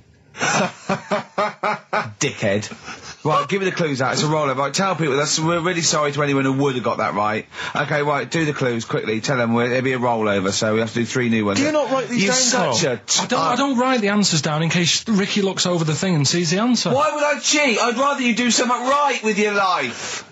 Right, well, the clues were I've got 3 other jumpers like this one. Yeah. That was FT. Yeah. They got that, 4 tops. Yeah, that's all right. Good, well done. That bunch of people can't make up their minds if they want to sit in the sun or not. That was C, they were getting that. That was charlatans. Charlatan, right? A bunch of them, charlatans, right? What? What's Charlie? No, it's like, shall I go out? Shall we? Charlatans. They got it, right? Where I went wrong with this one, the Jamaican fella, he had to have some aspirin. Why? It's my fault, you know, I'm not cutting, there's no point passing the book or anything. I said FD. A lot of people were saying, Fred Durst, like, forehead hurts, which is a good one. Yeah, which would have been as good as any of yours. But I made an error, so we'll roll it over. No. What is the answer? We'll roll the What is the prizes answer? over. Jamaican fella what? Add some aspirin, why do that? What's the thing? FP. FP, it was Frida Payne. Frida Payne. Frida Payne. Frida Payne. Frida Payne. That's awful. Karl, you've got to write these down next week. This is I'm right. sorry, You right. are. You're the producer. I know, but I've had a busy week, haven't I? Just doing That's stuff not for an the... excuse. That isn't an excuse. Our excuse is we don't care. Yeah. You do put care. the work in and then make a mistake. Yeah. It's better not to try than try your hardest and be rubbish. Do you see what the point? We don't care. But you've got standards. Yeah, and you're not meeting them. Think of that. You're not even reaching your standards. God. Right, well, that's that, I guess. Well, the prizes will be giving those away next week. Bollocks again. Just completely... Song for the ladies to end the show with. It's from Nick Cave's new album, Nocturama. This is a track called He Wants You. Back next week. Remember, Frida Payne. An email from Suzanne talking about your tea that night. Was Suzanne out on Wednesday night? Was the an England game or something? Yeah. So you were alone. You were home alone, were you, Wednesday night? Yeah. Did you enjoy your meal? Was it a quiche? Go on. Right. From Suzanne to Karl. Take the quiche and put it on the baking tray. Cook for 30 minutes on 190. Take lettuce and put on plate. Take 3 tomatoes, wash and chop into quarters. Place on lettuce. Take an avocado, chop in half. Remove the stone. Peel skin and slice. Place on salad. Put salt and pepper on and a dribble of olive and balsamic vinegar dressing. Right? In brackets, small bottle behind the cafetiere. Right, in case he's reaching for bleach. Yeah. That's it. Should have put everything else away. Right? Then sprinkle a smidge of parmesan on top. Remove quiche from oven, cut into quarters and put on plate. Eat. Oh, wow. Does she have to do that every single time she's out? No, it's just that I'm not that good at cooking, right? And to be honest, that was a lot of hard work. I didn't bother warming it up. And I did without the avocado. Why? Too much messing about. He didn't even do that with instructions. It was too much. But yeah, I'm not that good at cooking. And Did you that's not cooking though, is it, Karl? That's heating up a slicing. quiche. That's cooking it is making the quiche. Yeah, but I'm just. Could you have figured that out if she hadn't left that note for you? Why did she have to tell you what the olive oil and balsamic vinegar was? Because I've put sort of cooking oil on my food once, and I said, oh, it's a bit. It's ever since, right? Years ago. I'm gonna die. Years ago. Oh God, leaving Mr. Magoo at home. It was ever since I put sausages in the toaster that. What do you mean? I nearly set the flat on fire. Because do you know, like when you're grilling food in a pan and all that? Yeah. Sort of sausages spit and it goes everywhere, doesn't it? And it makes everywhere greasy. In the toaster. So I thought, well, just want to warm them up. Yeah. Bung them in the toaster. Yeah. What And happened? she sort of caught. They got stuck and they sort of caught on fire. I imagine. She came in just as I was sort of plunging it, and Marty came in from work. She said, "What are you doing? I said, I'm in sausages." Well, the oven isn't on. I know they're in here. What? You turn it off? Panicking and that. But I've never been into it. I've never been into cooking and that at school and stuff. I didn't bother doing it. Oh, every time Suzanne comes home, she must think, please be the house still there. Yeah. Please not let me hear a fire engine as I come round this corner. Oh, God. She comes and goes, oh, God, thank God. I bet she's always happy to see you when she gets home and you haven't burned the place down or introduced some howler monkeys or something. Unbelievable. What I find extraordinary is there are people who are in sort of care in the community who don't need instructions on how to prepare food. Oh, they do. They can do it. Yeah, you show them once. Yeah, they they've learned it. Whatever you do, don't put sausages in the toaster, Johnny. Do you know what I mean? Yeah, and they've learned it. They don't put sausages in the toaster. Yeah. What they put their fingers in. But, yeah. All right, this is Karl, the producer of Ricky Gervais and Stephen Merchant on XFM 104.9. We're playing out some of the best bits. Hope you're enjoying it. Here's another one. Can I just ask Karl how he got on over Christmas? Because the last time I spoke to him, you hadn't bought a present for your girlfriend. Yeah. I have to say I was on tenterhooks all Christmas. Well, you changed it. After that show, I felt bad, even though I shouldn't have done, because... you hadn't bought your girlfriend a Christmas present. Yeah, but I said to you, I booked a table at a hotel in Covent Garden, had Christmas dinner there, which was nice, right? It's good food and everything. Didn't feel like enough to me. Well, then I went out and treated some stuff, and then... No. A couple of days before Christmas, he went, I took Suzanne to that hotel we're going to go to for Christmas dinner. We had tea and cakes. And I went, oh, you treated her? He went, no, she paid for it, but I was just showing her what it was going to be like. That was her extra treat. She paid for it. I love that. Brilliant. Yeah. Well, it was like 150 quid for a meal for two, which is pretty dear. So I'm not going to buy her cakes as well.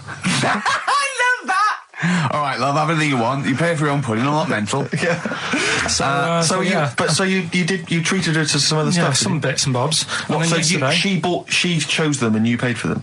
What, the presents? Yeah. No, Or you no. chose them and she paid for them, but, it's the No, thought that counts. I got them on the way home that Saturday. Well done. And what Past did you some buy? shops.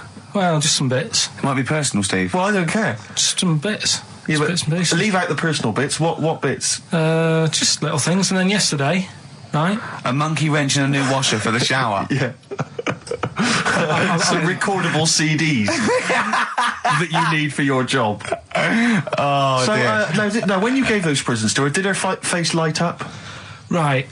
I don't want to tell you what they were, right? But she wasn't that impressed.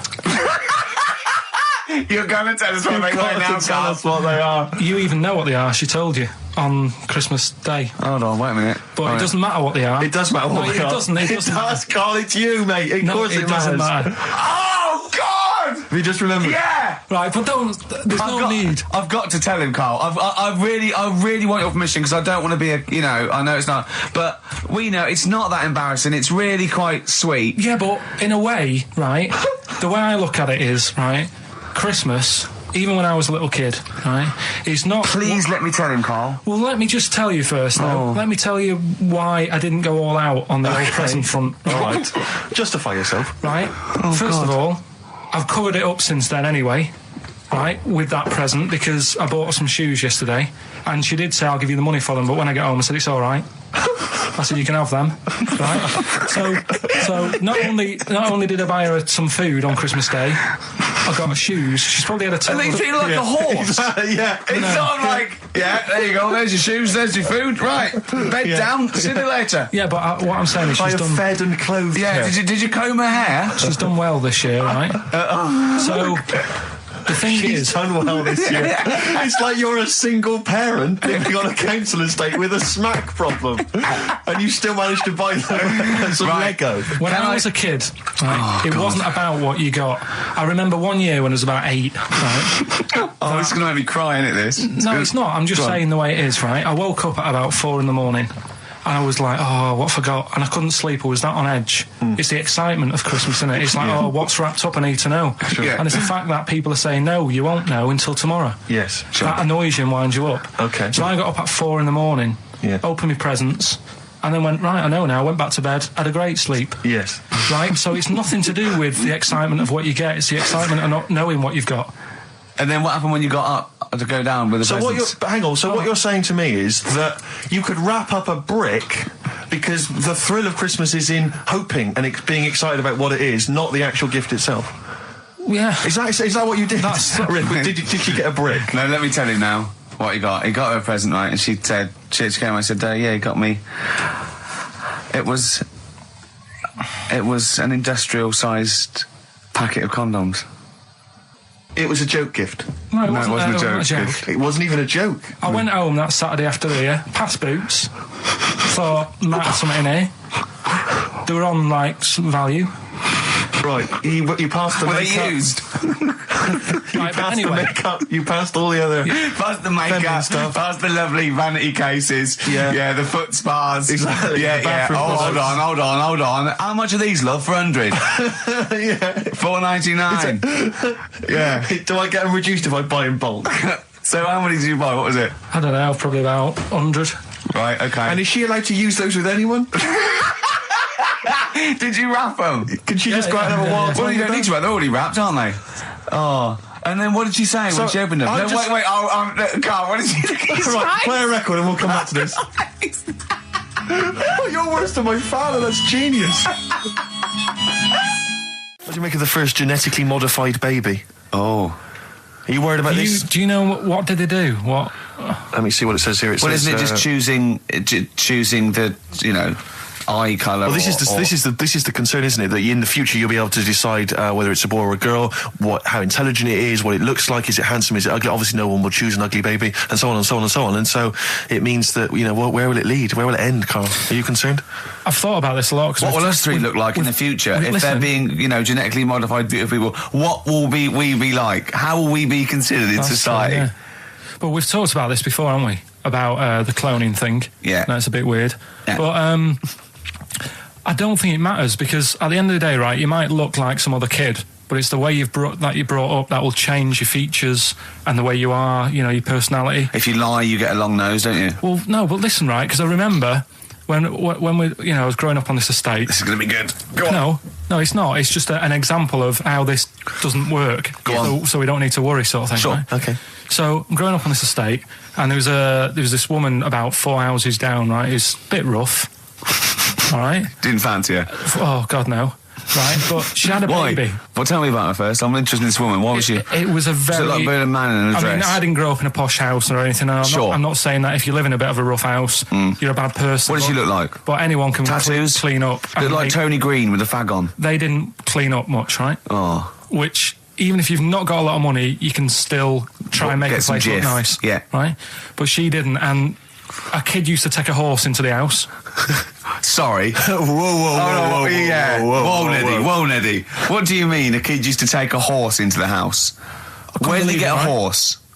Must have nicked it from somewhere. Must have done. You've seen a horse with it? No. What, is that from outside the saloon round the corner? Yeah, was it just tied up with a bit of leather? Right? Oh, that's great. Did Big Jake come looking for it? I'd been out. Oh. So let me get this. This was before the lynching stopped or after. Where did he get a horse from? What do you mean he must have nicked it? His mum said, where'd you get that from? I bought it. All right then, but keep it out of the kitchen. I don't want you going Catlin rustling. Where did he get a horse from, Karl? And how long did he have it for? Was he leading it or riding it? Mum, open the door, I can't stop. I can't stop it. Open the patio door as well. Looks like we got us a runaway. What do you mean? I don't know, but the thing is they couldn't afford to buy one because they're not cheap. So I'm just guessing. Maybe that's wrong of me. But I think... He had a horse? Yeah, right. So that's why the family didn't have any money. They'd spend it on the horse. No, I don't think, that's what I'm saying. I don't think they would have bought it. So anyway... Yeah, it's always to whisper, Karl, in case they're listening. Yeah. And they could be in the room next door. It's not buying it, it's keeping it as well. Oh. So I was like in the car with my dad coming into the avenue, and you used to have to drive down it to turn round. And, and you know, sort of go back to our house. You had the traditional method of transport. Yeah. And the horse was in the lounge. Reading a paper. Just like walking around. Oh God! What? And when I was doing, I tried to earn myself some money once by flogging little flowers in plastic cups. What? This is genius. It just keeps coming. What do you mean you're trying to flog little flowers? What do you mean? Wait. Let's play a record. Let's play a record and come back to this, because it's always going to just unravel and unravel. It's going to go for hours. Let's play a track, Karl. Deeper and deeper. It's like an onion, isn't it? We've created a whole world here where there's a man living with a horse. Just walking around the lounge. I come from the West Country. I've never heard anything like that. I just think of a big sort of like orange carpet, and it's got a rediffusion telly, and this horse going, I'm fed up in here. Exactly. This is really... I am not taking the rubbish out again. Yeah. Right, play a record. Let's have Velvet Underground. We've got that lined up. Oh, yeah, the classic from the first album. I'm Waiting for the Man. Let's come back to the horse in a second. Little flowers in pots. What do you mean? Probably you're thinking, Rick, isn't it time that we do our usual roundup of what's been happening in the news? Yeah. Which we always do every week. Yeah. We always do something, which is, I mean, basically, if you're listening and you're a new listener, say you work at a newspaper, we always try to be informative, just try and put stuff out there that just educates people, informs people. What are you thinking? Well, I said Monkey News is coming up, but what have you got? No, I was just looking on the net there and just found a couple of quite important news stories, probably worth mentioning. Policeman caught photographing. I don't know why it makes me laugh. It's just the phrasing, I suppose. It's the headline. Policeman caught photographing up woman's skirt. No, he wasn't up there taking a picture of Big Ben. No. He wasn't going, can I just sit up here? I'm just going to take a picture of that seagull over there. No. He was facing the camera up a woman's skirt. He was indeed. Right. A policeman in Japan is facing disciplinary measures after he was caught photographing up a woman's skirt with a hidden camera while on duty. The 42-year-old sergeant, who's not been named, used a digital camera to secretly snap the shots when the woman was reporting a stolen bicycle. So he was actually doing his proper job. He'd obviously thought to himself, I'll bring him a digital camera today. On the off chance a beautiful woman comes in to report a crime or robbery, I'll have it ready, I'll have it positioned, in such a way. But this is interesting. This is how he got caught. Okay? The woman became suspicious after she saw a flash go off. Brilliant. I mean, this Not a secret at all. Sorry, did I just see your shoe? Your shoe just seemed to just bring into life. There was light. There was light. Yeah, I think I've had someone set fire to some magnesium that was on the end of it. It won't happen again. Well, it's only you and I in here, and your shoe was just suddenly lit. Why are you standing like that? Why is your shoe just sort of like between my feet? There's no reason. This is how I always stand. What did the bike look like? Flash? So, are you taking pictures of my family? No. And no, I'm not. And you should be wearing knickers anyway. Well, how do you know that? What? How did you know I'm not? How did I know what? I'm not wearing any... I didn't know you. I don't know what you've got up there. Well, I don't know what it looks like, and there's no way I could. Of course, it would be roughly that conversation in Japanese. I know, yeah. All right, XFM 104.9, Ricky Gervais, Steve Merchant, Karl Pilkington, not here. It's the best of. You've been voting in all week, sending your emails. So here's the clips that you wanted. So then I was thinking, imagine like going to the doctors and he's saying, yeah, everything's all right, your heart's good and everything, but... Your art's good? What, your Larry's, or...? Yeah, your heart, you're in good form and whatever. Sure. Yeah, it's good news. You know, I had Giano in earlier. He's not looking good. Yeah. Fat swaller. But you're all right, but your hands need to come off. Right. Blimey. But... That's bad. Like, I get a second opinion initially. But I better good news, I've got a nice pair of feet I can sort you out with. Yeah. And he puts them on, and then I was thinking, right, first of all, washing up, what would that be like? But Steve! That'd be tricky. Yeah. And then the second thing was, it'd probably ruin the sort of the shape of your jumper. Because you have to keep putting the feet through there. Yeah. And then I thought, but I could still cycle in. Okay. To work. You could run in. Well, that's the thing. You'd be really fast. Well, that's what I was thinking. I thought I could still cycle because I could balance, and then I thought, but the only thing is I probably couldn't pull the brakes. Because of the little short things. Yeah. And then, like you, I thought, but then again, you're running in half the time. So that's what was going on in last night. Right. That's what I was thinking about. Sure. Did you? How long did this take? Well, how long does it take to wash up? Right, because I imagine you just being there for, like, all night. Probably 25 minutes. How long did the little Chinese fella dance for in his pants? He's always doing it. Last night he was at it for, like, 10 minutes. Yeah. And his girlfriend never sits in the same room as him. She's always sat in the bedroom. She's going, you dance in pants again, I go in next door. Well, she was in the bedroom. She's always in the bedroom, sat on the floor, on the mobile phone. Right. All the time, yeah. It's weird how people's lives are just like, it's like that Groundhog Day thing. It's like, you know, he's jumping about in his underpants. The old woman's sat there reading a book. Yeah. And that's what got me thinking about my life. Do you think she ever goes... Are you sure she's not dead? Every time you look down there, she's just flicking through it. She's just reading this book. The pages never turn. She never seems to finish it. She never moves from her chair. Are you sure the Chinese her girl's cats going... are dead around her. I'm going into next door again. That little round-headed fella's looking in. He's looking in at me. The bouncer goes, "Don't worry, love, I'll go and beat him up." But he's always getting ready. That's true. They see you staring at him, washing up, going, "I could have feet here," and they get scared. The old woman's dead. Oh, Karl, dear. can you tell us roughly which neighbourhood you live in, so that we know? It's central. Central, is it? Yeah. Wow, imagine if that little... Was he a Chinese fella, did you say? Yeah. Imagine if he was listening now. I'd love him to call in and explain his actions. Well, he might be on some other radio station talking about a lad who's always washing up and looking at his hands in a mysterious way.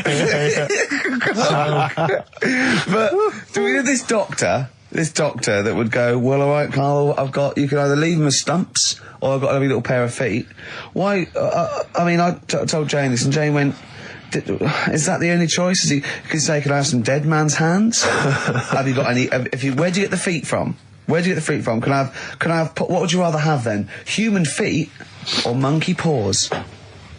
Well, I mean, that wasn't an option last night. That if the doctors said... No, it wasn't an option last night, but don't forget, it's in your head, Karl. This didn't happen. I'm just saying, at the time, that's all the doctor had to offer. But, you know, it's your head. You can go anywhere. No, it wasn't a real doctor to offer. It's in your head. You can go anywhere. You're not trapped. Yeah, but if you can do anything, then you'd say, "We'll sort us out some other hands." Fair point. Let's play record. We gotta come back to this. Okay, it's not his fault. Let me have It's Not His Fault. You got to save this. This has got to teach me something. It'll be an interesting story. Right, it's not his fault. This fella... Yeah. What year? Ages ago? Olden times? I'd say in the 70s. Okay. Would you? Any evidence for that? And, does he wear flares in the story? Right, is that your reason? No, it's a bit like Uri Geller, this fella, right? Where he's electric. He's electric. And, If he walks past the telly would fizz. If he walked past the radio, it all goes like that. Ooh. His hair stuck up all the time. And he'd be having a bath and everything would be all right, and then the power would sort of switch on in his body, and the electric in his body made him jump out of the bath. So What do you mean so? What is that so? What does that so mean? You've given us nothing. You've given us nothing. You'd have to at least give us the scientific explanation. Yeah. electric eels have 400 volts in them. Oh, is this the running away again? What was that one called? Yeah, but but It's not his vault. But there's a reason that not his fault. It's not his fault. I thought it was going to be something about keeping it safe. I think we should do these the other way round. I think you should tell us the story and then we'll hear the pun. It's not his fault. It's not his fault. Right, let's leave it. Play a tune. Forget it. Educating Ricky. Doing it. We're not doing it. No, we are. This is a bit easier, but I still think it's a good one. So this is, we should explain what this is if you just tuned in. It's one of those stupid lateral thinking problems That Karl himself has created. Yeah, that was his homework. Right, this one. It's a fella. He has a normal day doing stuff. Nothing wrong with him. Right. And It's the twist in the tale. It's just like Tales of the Unexpected. Just a normal day, nothing wrong with him. Hold on, though, he's got the legs of a fish. Go on. So, that's why he's been hiding his legs. so Go on. he does his The normal, legs of a fish. Sorry, can't carry on. He has his working day and that, Yeah. and then he gets a bit tired. Goes to bed. He puts the light on, leaves it on, goes to bed. Oh, That's crazy. that's mental. I can't think what's happened. Anyway, here's Radiohead. Right, okay. What? The question is, why does he put the light on when So he's a going man, to bed? he's had a normal day, he's come home from work. Is that right? He's come home from work or he's not been working? Yeah, he's just been out? no, it's been working and stuff, I think. You think? You've made it up, Karl. You can decide. So is the question is, why has he put the light on when he's asleep? There's a reason that he's put the light on when he's asleep. Has he gone to sleep? No, Karl, don't shrug. You're meant to answer these questions.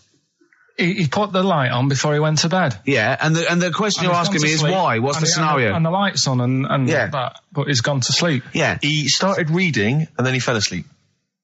No. Did he intentionally, for some reason, put the light on? Every night. It's mad. Sounds mad. That's Karl, doesn't it? Every night he does it. Yeah. He puts the light on. So, when he goes to light on sleep. it, goes to Karl, bed. Karl, is the point of this, he puts the light on for a very good reason. Not for us, but for some people. He's blind and it's always been on and he thinks he's turning it off, but it was on in the day and he thinks he's turning it off, but he's turning it on because he's blind. That'd be stupid. That works. No, that works great, Rick. Yeah. Thank you, Karl. So you've got to come up with what... Hang on. If What? you're blind, why would you put a light on? No, he thinks it's off. Yeah. But why would he turn it on anyway? Just think so he doesn't get burgled, so people know he's in because he can't see him. So he just he puts the light on when he's there, then he turns the light off when he goes to bed, so people think it's fine. But he's got it out of kilter, and actually he's walking around in the dark all day. I don't believe that if you're blind, you turn your light on. I don't think you'd be living on your own, would you? I'm not having that for a Do second. blind people live on their own? For a second. Well, some people do. Lonely blind people live on their own. No, if you got bad eyes. Any of them women? Are there any blind women who are living on their own, Rick? No, I mean, if you know of some blind women. Oh wait, living on their own. 700, 800, 1, 2, 3, 4. We've gone through this. If you are a blind woman with no standards and you don't care annoying voices and smell, Yeah. then get in touch with you. Yeah, I mean, know- you've got to be within the ages of, say, 25 to 65. You know, Right. well, call it 75. You fussy, you fussy all of a sudden. I know. Yeah, go on. If you were blind, would you live in London? Because someone said yesterday there was one struggling outside in Leicester Square, and I don't understand. If you were, I mean, you know, That might have been a tourist. but why come to London if you're blind? It's the worst place in the world to come if you're blind. To hear the sights. To hear the sights. It's a bit mad, isn't it? They have they do the same job. They have tourist needs like anyone else. Yeah. No, but it sort of stinks, and you'd go away going, "Oh, it's not that good." I just thought that I thought it was a bit weird. Well, never mind your concern for the partially sighted or sight impaired people coming to London. Get on with this. Yeah. So there he is. Yeah. It's like, oh, a bit tired. Yeah. Just put the light on. Get to bed. Yeah. So he turns the light on and he goes to bed. Yeah. Oh, Should we play a track? He's not sleeping on the job. He's a lighthouse keeper. Well done. Is he a lighthouse That's keeper? not it, Karl. He's a lighthouse keeper. Right, why wasn't the light on all the time? It's light in the day. You idiot. Play a record. What? Play a record. You're a buffoon.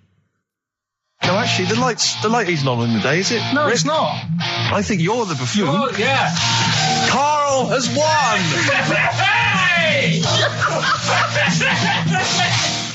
He had some Germans laughing at him on the tube because he recognised him. You don't think of that? Well, because obviously Ricky doesn't travel on the tube anymore. He's too rich for that. I never did. I always thought it was beneath me. Sure, but I used to walk everywhere, didn't you? But I'm still forced to take the tube, and sat on the tube, and it pulled up, and outside the window, just happened to be on the station, was one of the posters with us. So I was kind of there, not realising it was behind me, and these big kind of fat German or maybe Bavarian guys. Well, they had lederhosen eating sausages. Yes, they were. They're Bavarian. Yeah, they were. And I noticed one of them kind of looked at me, and then looked at the poster, then looked at me, just happened to say it, and wittered something to his friend in German. You know, I don't want to try and do an impression. That's freaking goggle eye. Oh, wow. I think that... No. But I know what you're thinking it means. It doesn't mean that. Right, okay. It means... What's a rough translation? Elegant boy. Right, okay, yeah. And so anyway, he pointed goggle eye. He pointed out the poster, and his That's mate... lanky piss and streak. And his mate burst into laughter. And then we pulled they've got a great sense of humour, the Germans. Well, that's indeed. the thing. But we rumbled onto the next. We rumbled onto the next station, and the poster was in exactly the same place. And this time they tapped the shoulder of someone else on the train and pointed me out, and that person also laughed. An Italian? There was a French. Was there a bloke with a beret and a little moustache on the other side? Yeah. Was it United? Did you get on the United Nations Express? Imagine that. Yeah, it was fake. See the freak. Look at his freaky goggle eye. Right, whereas I love the fact that before you were at least pretending to be speaking German. Now this is an Italian with an accent. It's just a guy speaking perfectly good English. So you've not even disguised the insult there. Oh dear. That'd be lovely. Try and insult me in other cod languages. You could bring Europe together if they just instead of Esperanto, that there was just one common language. The language of freaky goggle eye. I'll tell you what would bring the Europe together is you maybe representing England on the Eurovision Song Contest. That would be great. With a self-penned tune. Should I do that? That would be magnificent. It's got to be worth thinking about. Just about everyone being the same. Yeah, like just about people being equal. Everyone, and also mentioning the euro. Yeah. Just doing that. I like all different cheeses. Oh, je t'aime la musique pop. Yeah. La baby belle. Et le cheddar. I'm not a fluent French. Le grand fromage. Yeah. Oh, it'd be lovely, wouldn't it? And they'll all be there, all in their different. Well, every uniforms. line could be maybe in a different language. Yeah, and what would I wear? I'd wear sort of like a kilt. You'd wear a kilt, but you'd also have on your head one of those kind of big, what are they called? Those big furry hats that beefeaters or whatever wear. Or one of them. Is it kind of a busby or something? A busby. Yeah. Wear one of those, or maybe a kind of policeman's helmet, That'd be Bobby's good. helmet with the kilt. Yeah, you'd have the clogs. I'd wear the policeman's helmet under the kilt, so they just thought I was really enjoying the show. Yeah. Good idea. Hey? Excellent. I think we talked for about 3 minutes without having to mention some kind of genitalia. We should celebrate by playing one of my tunes of the year. Really? What one is it? U2 Electrical Storm. I know you're a big fan. Good choice. Well done. Cheers. Darkness growing on me. Love that. Love the darkness. This is the Best Of Show on XFM 104.9. I'm Ricky Gervais, with me Stephen Merchant. Yes. I hope you're enjoying the Best Of. I remember, I think all kids go through a phase of shoplifting. Well, and when I was going through it, I used to just little things, just like magic markers and magazines, Mars bars, that sort of thing. Yeah. And one day, right, my mate Anthony, his mum called up my mum and said, I've got to meet up with you. I've got to have a word with you. And she said, what about? She said, I don't want to talk about it over the phone. So she goes, oh, right. Well, yeah, come round tonight then. So anyway, my mum sees me. She don't want to be in an awkward position and, like, be a bit embarrassed and what have you. So she sees me and she goes, right, Anthony's mum's coming round. What have you been doing? Yeah. So I go, oh, God. I said, I've been nicking stuff. So she goes, like what? So not big stuff. I've had a few calculators and Mars bars and stuff. How many? I'll just work it out. Hold on. Works out at 7.2 per day. So, How many calculators do you need? so it was when that phase. You failed maths, didn't you? Everyone wanted a calculator. It was like a trendy thing, wasn't it? Right. Oh yeah. In Manchester a couple of years ago. Yeah. So anyway, so I told her all this, and I confessed to Computers will make it there one day. confessed to There's magic in the back of battery. Go on. confessed to nicking all this stuff. She comes round. She only wanted to borrow some money. Brilliant. She said, "Oh, I don't like asking. I was a bit embarrassed to ask you over the phone, but can I borrow 20 quid?" Oh, that's fantastic. And there's me. That's great. And it's similar sort of thing to yours. And did you? And he went, hold on, Mum, let's work out the interest on that. I bank 10%. She'll owe you £4.40. Yeah. Oh, dear. So your mum was a loan shark. yeah. And did she mention She that went, you can stuff with that other? Because what I'm saying is, presumably you got your mate in trouble. No. Right, you didn't. That's great. Anyway, should we have some more music? Because we've been waiting for hours. What are you going to play, Karl? We've got the Cooper Temple Clause. Oh, brilliant. And then the other thing is the one that I was reading, the world record with the fellow who's pulling a train with his teeth. Does that make any difference that he's done it with his teeth? What do you mean? Well, what difference does it make? Well, isn't it? It's quite hard to pull a train with your teeth, I imagine. Well, it's pretty hard to pull a train. All I'm saying is it because he couldn't beat the fella who's pulling it with his hands? Well, so this is my point. I think there was one bloke with a record for the running backwards 100 metres was sort of like 11 and a half seconds. And I was thinking, turn around, you'd probably have a really good go at that. Do you know what I mean? Yeah. It's sort of like doing a marathon with a milk bottle on your head. Take the milk bottle off and see how fast you can go, you twat. But you can just tweak it, like the fella who has done the pegs on the face, right? Yeah. His name's Gary Stretch Turner, right? Right. So you're sort of cheating already if he's got a stretchy head, right? But You are, right, you are one of the most stupid humans I've ever met. well, get me in the book. Yeah. Right? Well, listen. So Gary Stretch Turner, right? His record is 153 pegs. Yeah. He did it again, and he only got 150 on. So he hasn't broke his own record. Right. But what I'm saying is, if he tweaked it a bit more, would that make a new record? What? Well, if he said, I've got 150 pegs on, but at the same time as eating a burger. I see what you mean, yeah. He'd be the world record breaker for pegs and eating burgers at the same time. Yeah, just change it a bit. If you know you're not going to make it, just do something else. I'm assuming the rules are set at the beginning, Karl. That's Yeah. it. That's where they say, right, you're just going to do the pegs thing. You're not going to introduce burgers halfway through, are you? Definitely not. And then they have a go. I was on one leg, not interested. How many pegs? 150. Can I just ask very briefly, I was quite interested by the family had to move because they lived on Butthole Road. Yeah, I quite like that Now, one. I don't know if I've told you before, Rick, where I used to live. I'm not going to tell you the name of the street that I used to live on, not on air, because my parents still live there and I don't want, Right. But I'm going to write it for you now. This is the genuine name of the street I used to live on. Just imagine when you're at school. Yeah. And like in class, for instance, in French, you've got to say you've got to answer where you live. Yeah. J'habite, wherever. Yeah. That's the name. This is actually the name of the street we lived on. No, it's I not. swear to God. That is... Absolutely right. I could phone my father now and he could confirm that for Well, you. no, I swear because he doesn't want to God. And I tell you that. But listen, do you know what worries me? It's the apostrophe S. I know. Because that's blatant. Yes. Amazing, isn't it? That is incredible. Imagine how embarrassing So that if was. I look that up in the You Bristol... will find that in the Bristol A to Z. I swear to God. That is really... Why have you never told me that before? I can't believe I haven't. That's I'm incredible. still embarrassed now. Do you know, whenever I have to phone up, if I have to give that address, I always spell it instantly. Really? Like, somehow that'll hide it, that'll disguise the name. But I can't get over that. Anyway, if you perhaps live in Tits Avenue, Yeah.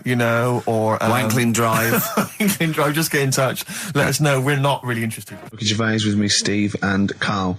Karl, why have you got a headache? You got a headache? Just a bit stressful because the moves on this week. Are you leaving house? Oh, by the way, the XFM listeners came round to my house and bought the futon and table. Did they? Were they happy with it? Quite normal. They were well happy. Yeah. Couldn't believe the luck with it. What do you mean quite normal? What do you mean quite normal? Well, it's always a bit scared, isn't it, getting people round. I imagine they were scared. Well, And were they excited to see you? They were, could you tell that they were pretty pleased to see you? no, I don't think so. I mean, You're Carl Pilkington. Yeah, but the fellas sort of, I mean, they brought the whole family round, which was a bit odd. Well, it's not often they get the chance to visit a living creek. Anyway, no, they were nice. And you're moving now, yeah? He said he phoned me up today. You know, it was absolutely tipping it down. Right? He had to cycle in, right? Because he said, because of the move, he doesn't want to leave his bike round there. Right? And he said, and Suzanne, I can't say this in case he's listening, can I? He won't know. He said Suzanne's hired the oldest removal man in London. You should hear him. And the thing is, right, we booked him because everyone else happened to be booked out, but this fella's free, right? So he called up this morning. I've never spoke to him, but he was on the phone. He sounded about 90. Yeah. Carl thinks that he's going to have to do all the work. And the thing is, right, cheap. It seems to be all cheap. he wanted some Werther originals. Yeah, right, listen, it seemed to be cheap because it's £50 an hour. But how long is it going to take him? Yeah. Oh, that's genius. When's the move on then? When's the... He's coming round. He came round today to bring some empty boxes, and he was struggling with them.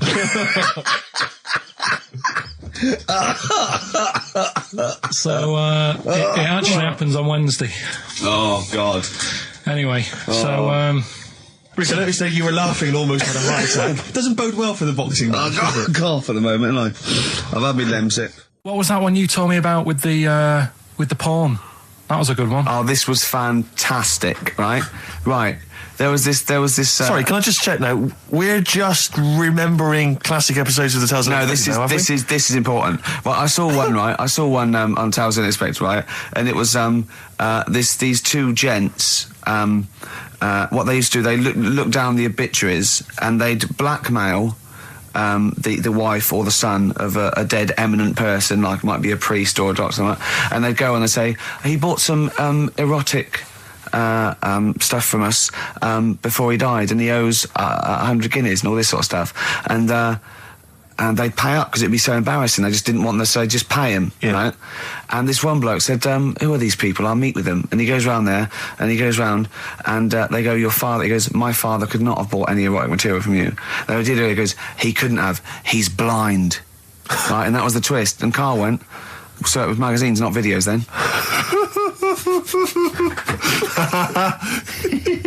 Yeah. Now think about it, Steve. Is that so stupid?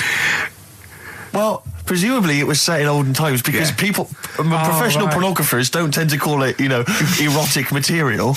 Yeah. They tend to call it, juicy jugs or whatever. But more than that, I don't understand how a video is going to be any use to a blind person either. I know that you can hear the sound, Karl. I look at him nodding like he's caught me out. Yeah, what sound will you hear? Do. Your meter needs looking at? Yes. Cut. What's then? What's that? Then it's just noises, occasional groans. Yeah. Right. You could listen through the wall at your neighbours. He does. I mean, that's why I save a lot of money. But I thought you were going to point out, Karl, that they could have had a Braille porno. Now, have you thought of that?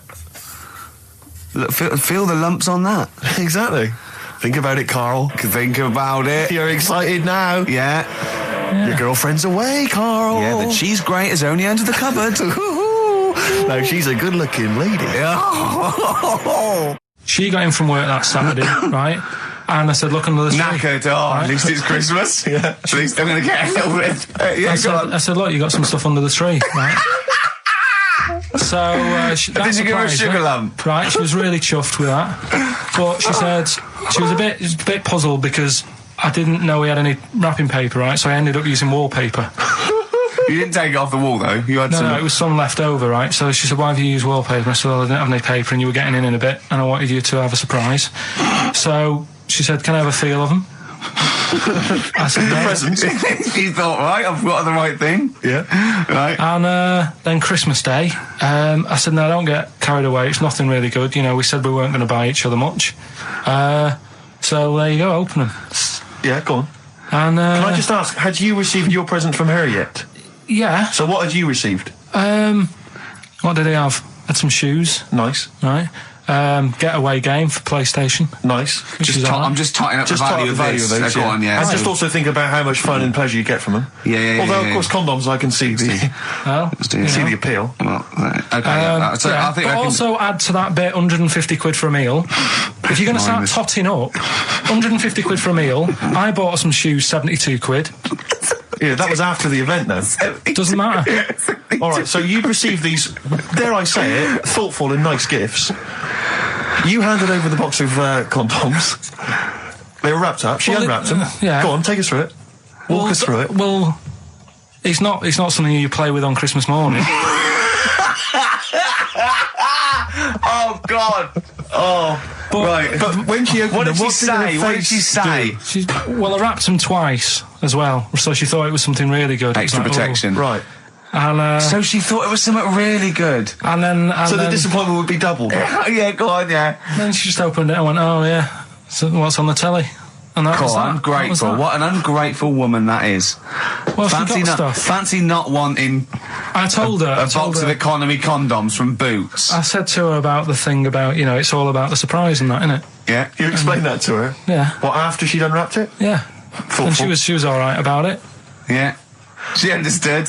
Rick, I suggested to him that he buy his girlfriend a gift. I'm worried I've done more damage to the relationship by suggesting that than if he had just forgotten. Next time you've got to go shopping for her yourself, Steve. I think I might do. You've better go shopping for her yourself. I'm glad it's all over, though. It's mental. Yeah. It annoys me. The whole thing annoys me. And she knows that as well. Yeah.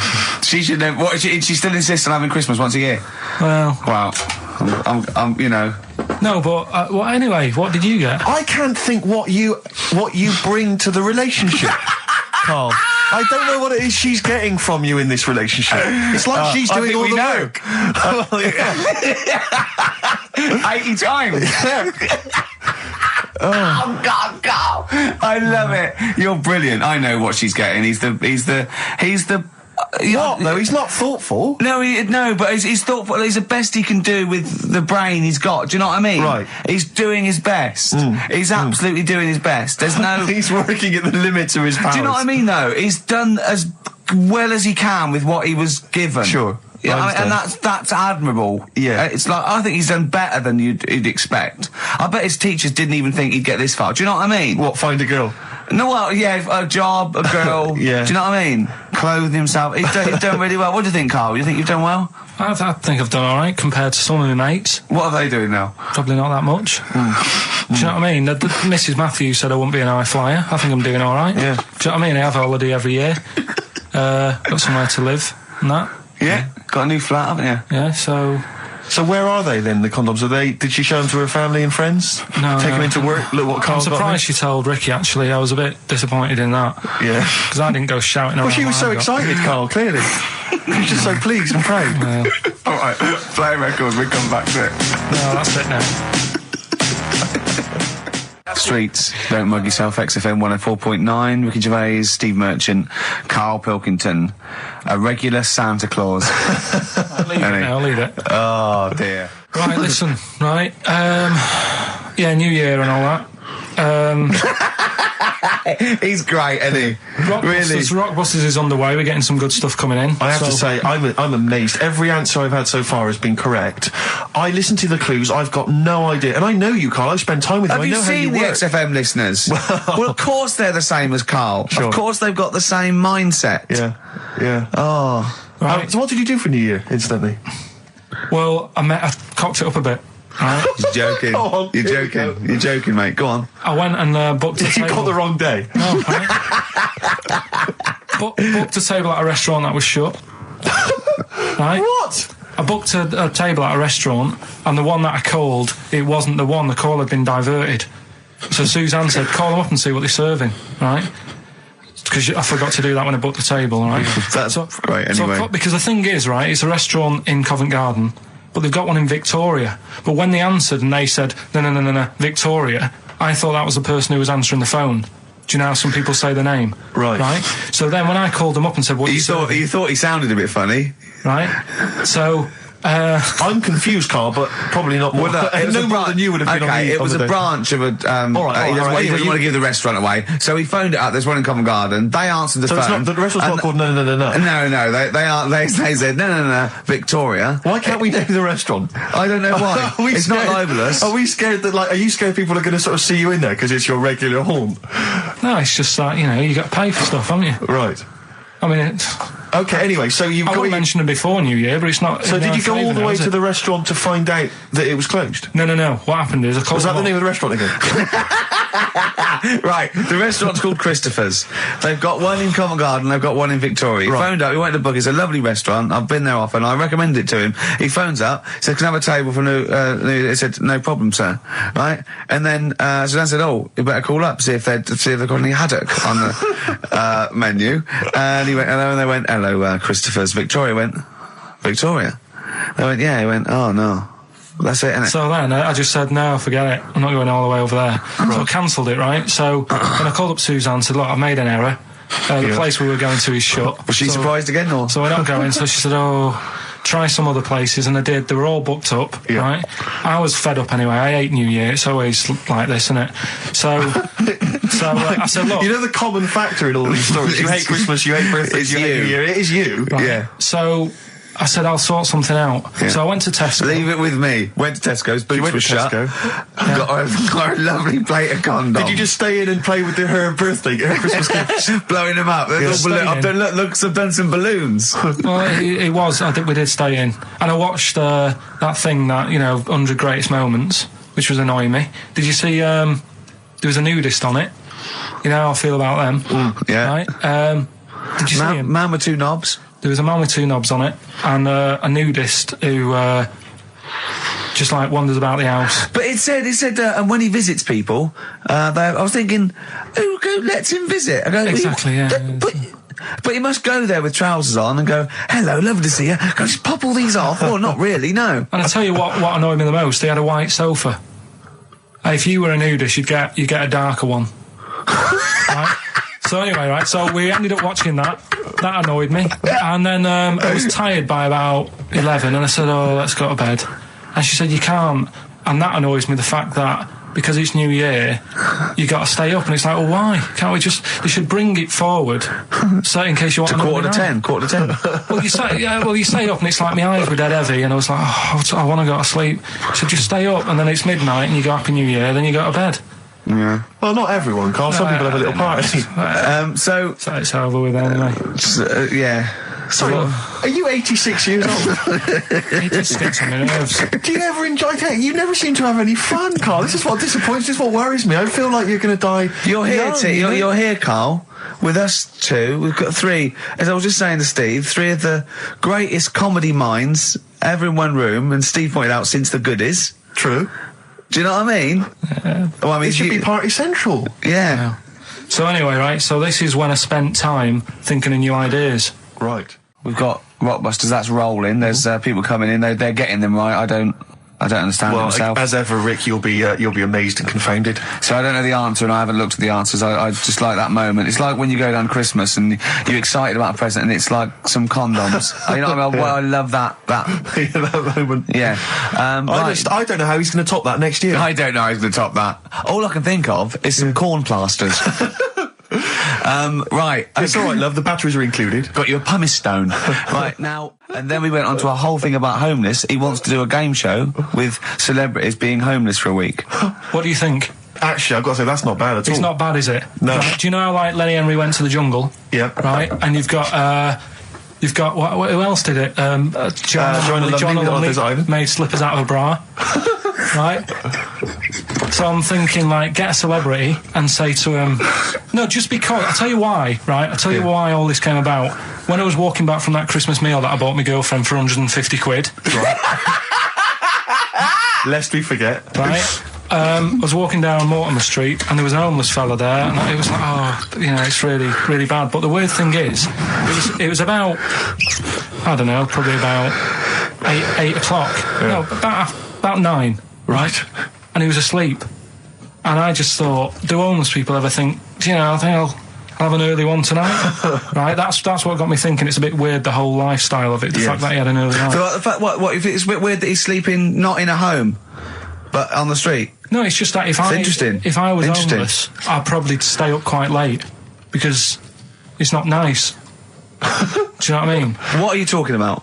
Just being homeless isn't a good thing, is it? No. People forget how bad it is. Yeah. Right? But surely sleeping gets you out of reality. They sleep because they're tired. They can't sleep very well, so they need all the sleep they can get. Yeah, but sleeping's nice if you've got a nice big bed. What, you think that they can go, I'll stay up, I'll go to bed at 2, I'll go straight to sleep and I'll pop up at 8 when the alarm clock goes off? Well, it's just what I was thinking, right? So I was thinking how bad it is, and it's, you know, especially this time of the year, you know. Yeah, it's terrible. It's the really worst thing. And to sort of give it some publicity and get a bit of help behind it, get celebrities, someone like Phil Mitchell, maybe, off EastEnders, who's a big fella, he can look after himself, put him in a shop doorway, have some cameras set far away in a building or something. Yeah. They can film him, and it's up to him how he raises money for food to eat. He could sign autographs. Well, they wouldn't know him though, would they? Because you never look at a homeless person. What's her name? Gail Porter. Yeah. Gabby Roslin. Right, yeah. Narinda from Big Brother. Yeah. Who else would do it? I got a game show idea. Les Dennis, I reckon. I got a game show idea called On the Game. And what happens is, you get Narinda from Big Brother. It was your girlfriend's birthday, wasn't it? Earlier in the week? Or last week? On Monday, yeah. And, I mean, obviously it was a triumph with the stuff you got her for Christmas. The condoms. The box of condoms. Box set of condoms. Oh, yeah. Not just the singles, the whole set. Yeah, a complete collection. Brilliant. So what did you go for this What did you get her? Yeah, but... No, but it's her birthday. How long have you been together? About 9 years. Okay, so, God, it must cost you so much. No, but it starts getting tricky, doesn't it? Because I spoiled her a lot in the first few years. Yeah. So then here's a packet of rubber bands. Enjoy them. Oh. Well, it's what she wanted. I mean, you're making out as if... No, everyone wants paper clips. Come on, what did you get her? Got her a new pair of gloves. Right. All right, well. And? What, nice leather ones from Selfridges or Harrods or something? They were good ones, they're the sort she likes, so... They weren't... Well, they weren't the little woolen ones that she had. Yeah. I thought that was a joke when she said he got me these, because I laughed. No, I know that's the one she did have. When they said it was his birthday, right, it was her birthday Monday, and me and Steve wanted to get her, and she went, he got me these, because she had those little woolen gloves on. I laughed, because I thought she was joking, Karl. That's what she wanted. Right. I've told you before about buying presents. Did those gloves have your name sewn in them? And a piece of string that ran over the back of your duffel coat? You know, I've never been into getting presents and that. I had the problem at that Christmas one, that time with the Victoria Plum. Yeah, we'd hate that. We'd hate to bring that back. We've done that. Because you talked about the book, because it's kind of to do with your dad, isn't it? He's a very bad gift buyer, was that the problem? Well, yeah, my dad just wouldn't bother.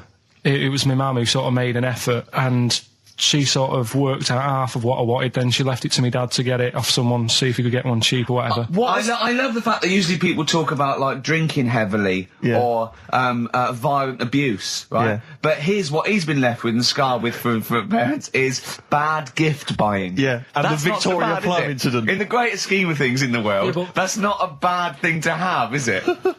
Right, there was this, this is what it's like about getting presents and stuff, right? With my mum and dad. Go on. My mate, Colin, right? No, Colin Bailey. Oh, right? Yeah. He had a little Sinclair Spectrum, right? Yeah. Computer, which was like the thing to have at that time, right? Yeah. Used to always go round to his house. The deal was... Not the one you had to play through the window because you weren't allowed to. No, that's another lad. Oh, right? yeah. This is a different lad. And the deal was, he came to our house, and my mum gave him a pie. And then I'd go round to his, and I'd stay there for a few hours playing, you know, Hungry Horace and stuff like that on it. Sure. Right? Now, my mum and dad knew that I really wanted one of these computers, right? So I waited about a year, came round to Christmas Day, I thought, I reckon might have one. Turned out, they bought me the wrong one. They bought me a ZX81 instead of a Spectrum, right? And, Christmas Day, I'm there trying to load the games up, it's not working, I'm thinking, what's wrong, right? And the thing with me, when I was a kid, I used to get quite sort of... agitated. This is the moment. Right? I found out that he needed a RAM pack to make it work. Right? Looking in the thing and it's saying, and make sure you put your RAM pack in the back. And I was like, oh, where's the RAM pack? And my dad's going, I don't know, I've got you the main bit. That's it. So, I was that wound up, I just was sick. Right? Just sick. I didn't feel sick or anything, I just was like, oh God. Went to the sink, just sick. Because I was that on edge about it. I said, come on, we've got to get one. And my dad's like, Tandy's shut, we're not gonna get anything today. Ruined again, Christmas Day. That was after the year when my train set got blown up by our kid. The following year, no RAM pack. And now you ask me why don't I get good presents? He's scarred. He just I'm gonna die. Honestly, I'm gonna die. He's just screaming sick. Yeah. There's no RAM pack. Did you get to the bottom of it? Why wasn't there a RAM pack? You have to buy them separate. Oh, It's one of them okay. cons. What do you mean I can't play Frogger? Oh no. So, wasn't there another incident when you threw up? Spontaneously threw up? Through sheer anxiety? I do get it. It's not so much now because I've relaxed a bit, but as a kid I used to be quite on edge all the time with certain things. Do you think that's what happened to your cat that kept being sick? That it didn't get the food it wanted? And it just threw up? Do you remember that? Yeah. God, so they shaved it. Yeah, but again, you see, the cat thing, I mean, it's mad. I was thinking about it the other day, right? I used to think I had quite a normal upbringing. You didn't. Right? And someone was talking Your about the mother cat. once told you not to go to school because it was windy, Karl. It was not a normal upbringing. The cat was being sick, so she shaved it, so it was easier to clean. Right, well, my mum and dad went on holiday, right? And I stayed at the Rosses down the road. Oh, yeah. Only a kid, must have been about 5 or something, right? And I was always running around in the house. I had a lot of energy as a kid. What the Rosses did, they had this cat that was dead violent, the most violent sort of angry cat I have ever witnessed. A tiger. It was honestly, Steve, if it was bigger, it would have been, because it was just always having a go at you. Yeah. If you went to pat it on the head, it went to bite you and stuff. And what they used to do with it, to stop me running around, I'd sort of be running around, and then I'd get a bit tired, and they'd say, have a lie down on the settee. So I'd lie down on the settee and I'd nod off. And what they used to do, I'd wake up and I'd put the cat on my belly. Right? So I'd be scared to move because it's like it's going to get me. But it would keep you there. It kept me there, and it used to sort of slaver on me, and they'd sort of, go out or whatever, and I'd be lying there. That's not normal, is it? Karl, sorry, were you created by the Brothers Grimm for one of their fairy tales? What kind of a life is that? A cat paperweight to keep Karl in place. He keeps blowing around. It's windy. We'll have to weigh him down. Be careful. Your mum probably told him that it's a windy day. You got to get something heavy on him. Otherwise, he just gets blown into the road. God. Bless him. Well, listen. Were you on Richard and Julius today? Right. Yeah. Tell us about that. It was good. It was good fun. Yeah. It's a bit surreal. Is it? Yeah. It's not. That's nice though. There's something charming about them. Do you know what I mean? They go off on tangents. They sort of digress. They suddenly think of something. She suddenly go, oh, my jumper's itching or something. Yeah. And it's quite charming. It's not annoying at all. Yeah. And I'd never seen them do it through before. And I hope I didn't insult them because I said it was like an adult Blue Peter. Right. But In what way? Well, they had a Christmas wrapping competition. Right. Then they had a Christmas wrapping competition. And then they had That wasn't them doing kind of hip then they hop. had what the French people are like. There was a little didn't quite understand that living in France. Then they had a woman who relived an Elizabethan Christmas.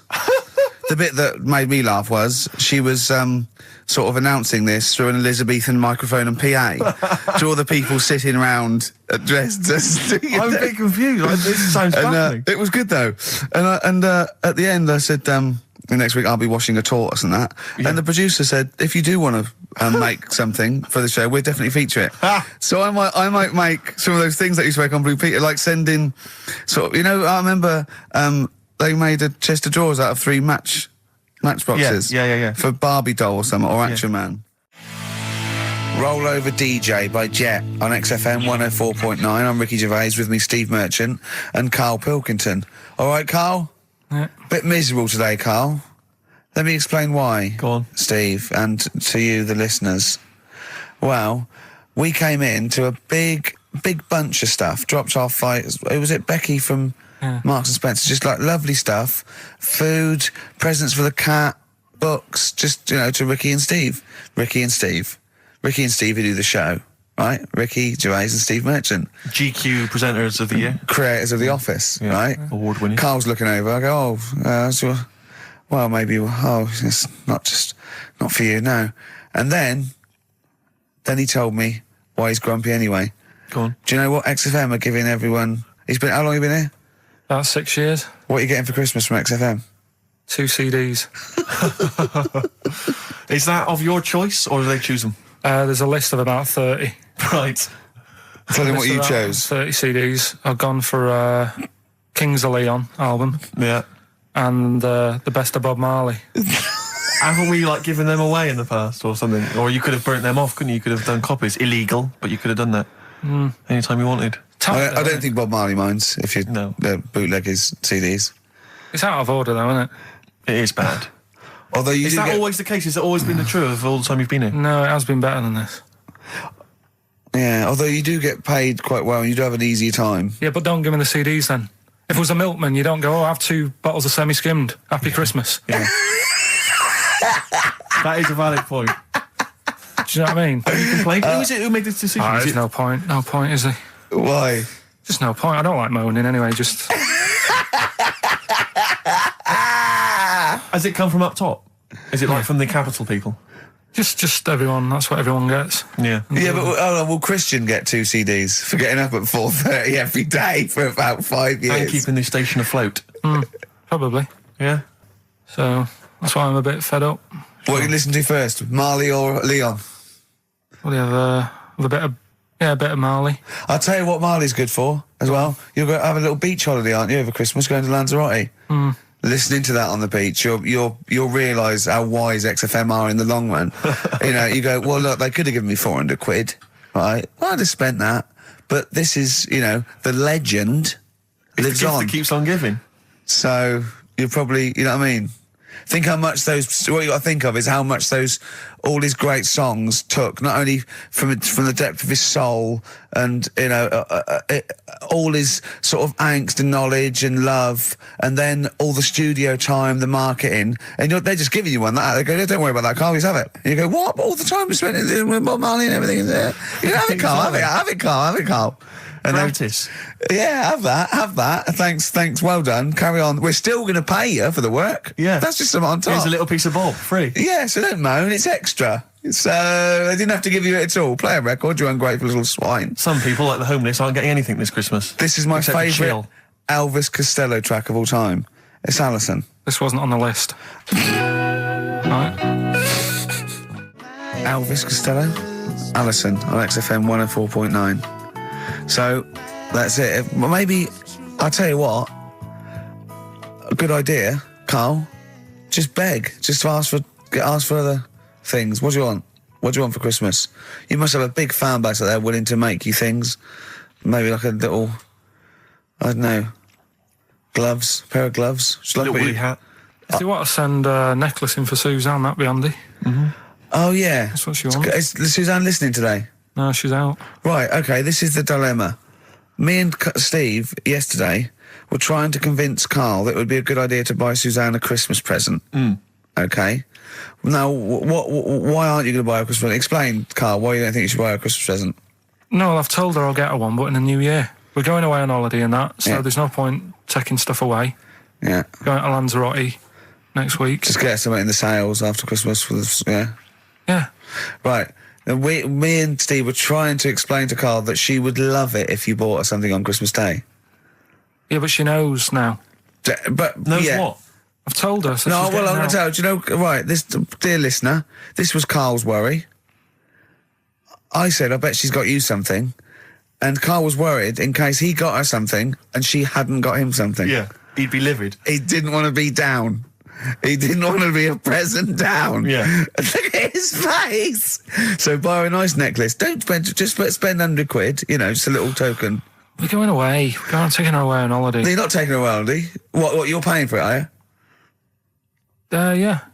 Are you really? Well, half and half and that. Right. So you're paying for you to go on holiday? That's good of you. So the gift is your company, really? She's done all right. She's done all right. Why do you talk like you're 60 years old? And you've been working down the mines. I don't know, she's done all right. Do you go over to her and say, Suzanne, you're bloody lucky? I mean... You've fallen on your feet. Look who you've got. What? I'm not sure she has done all right. I don't want to be critical, but... Oh, dear. So what are you going to get in the sales? What are you going to get her? Yeah, it depends. I'm thinking... I mean, I'll give her the choice. She can have Kingsley and or Bob Marley.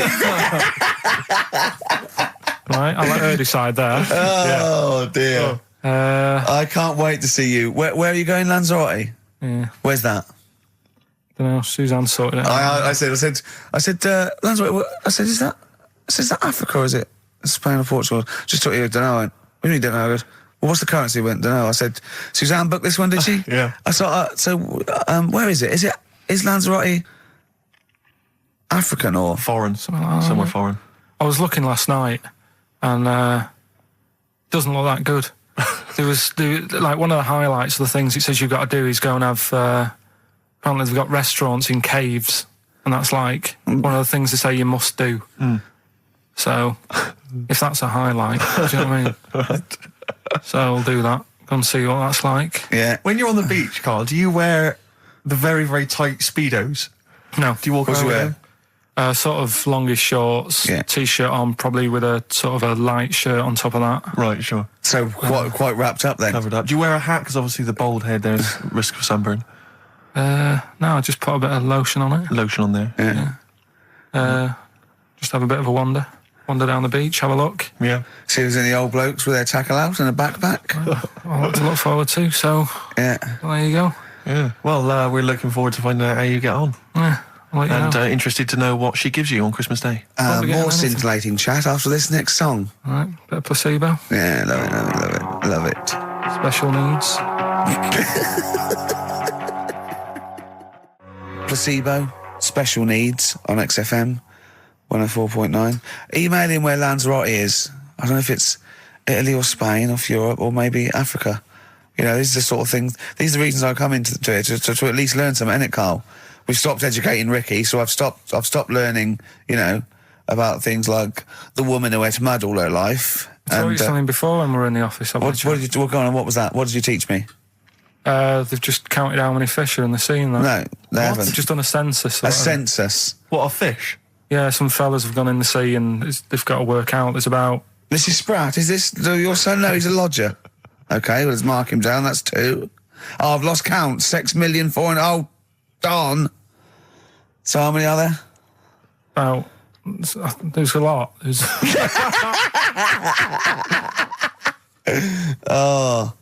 Well, there are more species of fish than bird, mammal and reptile put together. Can I ask a question? That's on my DVD of animals. That's still available in the shops. Probably find that online. You'll get that slightly cheaper. $15.99. What? $15.99. Go on, ask me a Special question. features Ask me a question. Includes Karl's Pilkington's also on the DVD. Yeah. That's a perfect Christmas gift. Yeah. Long and Winding Road. I love that, but I don't like the way McCartney sings here. There's just one, he goes, you leave me waiting here. Well, he's always got that slightly affected... But it sounds style, like doesn't it? Richard Burton or something, here. Yeah. But it's only one that does it, but I don't know why. I just think he likes it or wants to go back and change it. Maybe it's like... But having said that, you know, I'm not taking away from the Beatles, one of the best bands ever. Well, yeah, good luck to Brilliant songwriters. Yeah. We've had a lot of emails, Karl. I don't want to sort of put a dampener on your Christmas, but a lot of people have been slagging off Lanzarote. One of them just said, I don't know if I can find it. It is Canaria, isn't it? It's It is one of the Canaries, isn't it? It's a volcanic island covered in volcanic dust. It's very windy, so you have to dig a hole to sit in on the beach, and there's hardly anything to do. That's from Mike Godham, and he says, unless you like quad biking, well, you know, you've seen what happened to... no, don't go quad biking. Not with your little head. There's no protection at all, is there? I don't know what you're thinking. I don't know. At least Rick Mann and Ozzy had lots of hair. Yours would be like Humpty Dumpty. It would crack like a little egg. And then we'd seen, there's no kings or kings horses. So, well, they couldn't do the job anyway. No, we shouldn't really send them. They're not really qualified. Horses not equipped to put send a medical man like Neil Fox in. Yes. To mend eggs. Not some kind of military horse. I bet he's had the egg on his face a few times, hasn't he? What, Foxy? Yeah. Well, most of the series are Pop Idol. Right, Karl. Lanzarote, good or bad? Well, you got to give it a go, haven't you? Yeah, well done. Give everywhere a go. Exactly. That's what I was saying. You know, don't just take the word for it. I mean, if it had said Nananova, Lanzarote shit, he'd have believed it. Sure. You know, if he'd have overheard it in a pub, Yeah. Lanzarote a crap, he'd have believed it. He'd have seen it on a website that was mainly concerned with monkeys and witches, he'd have believed it. Yeah. As it is. Everybody raves about New York, and when I went there, I thought it was rubbish. Well, you're an idiot then, because that is possibly though, the isn't it? greatest city in the world, Subjective. along with London. Subjective, though. That's why they have holiday programmes and that, innit? So you see it and you decide for yourself and that. Yeah, but you saw Venice on a holiday programme, as you put it. You went there and you went, it was rubbish, full of black bin liners. Well, it is. Right. Didn't they show them? It stunk. Didn't Judith Chalmers say that? It stinks here and there's loads of rubbish everywhere. No, she didn't. Did she mention that? Oh, that's what I mean. So it depends what you want from holiday, doesn't it? Well, yeah. But So, you're an idiot if you don't like New York, so next. Anyway, come on, break up, guys. Kiss and make up. right back, just for Christmas. Brilliant. I've only got 2, really, what? because Oh, I was trying to work one out before, right, in my little room. Yeah. I was looking at different band names, thinking, what can I do? Yeah. Couldn't concentrate, because Ricky was in there, trying to spray deodorant all over the place. Right? Well, you should have done them yesterday. You should have shut me out. Right. So there's just 2. Brilliant. Well, Okay. I've kind of got an idea for the third Oh, one. fine, I'll all have a go. Yeah. Right, so anyway, the first one... Should we play a record and come back to this? 'Cause We'll it's do been it a- quickly, yeah. we'll do it quickly. No, play a Alright, record. This is record then. rubbish. Yeah. Rubbish. Libertines. Useless. Give me the gifts. Let me have a look what prizes you've got. Libertines, Don't Look Back Into the Sun on XFM. Well, the general public are getting involved with Karl's holiday, and, I mean, this has been a damning report on Lanzarote. There's not been a positive word written about Lanzarote so far. Wow. It's volcanic, there's no natural water supply. Apparently there's no natural water supply. It's You all have to sit in a imported. hole. What do you think of this, Karl? What do you think of the people that want you to know that you're going to a rubbish place when you can't change it? What do you think of that? Rubbish show, will it? What do you mean? Be all right. What do you mean it'll be right?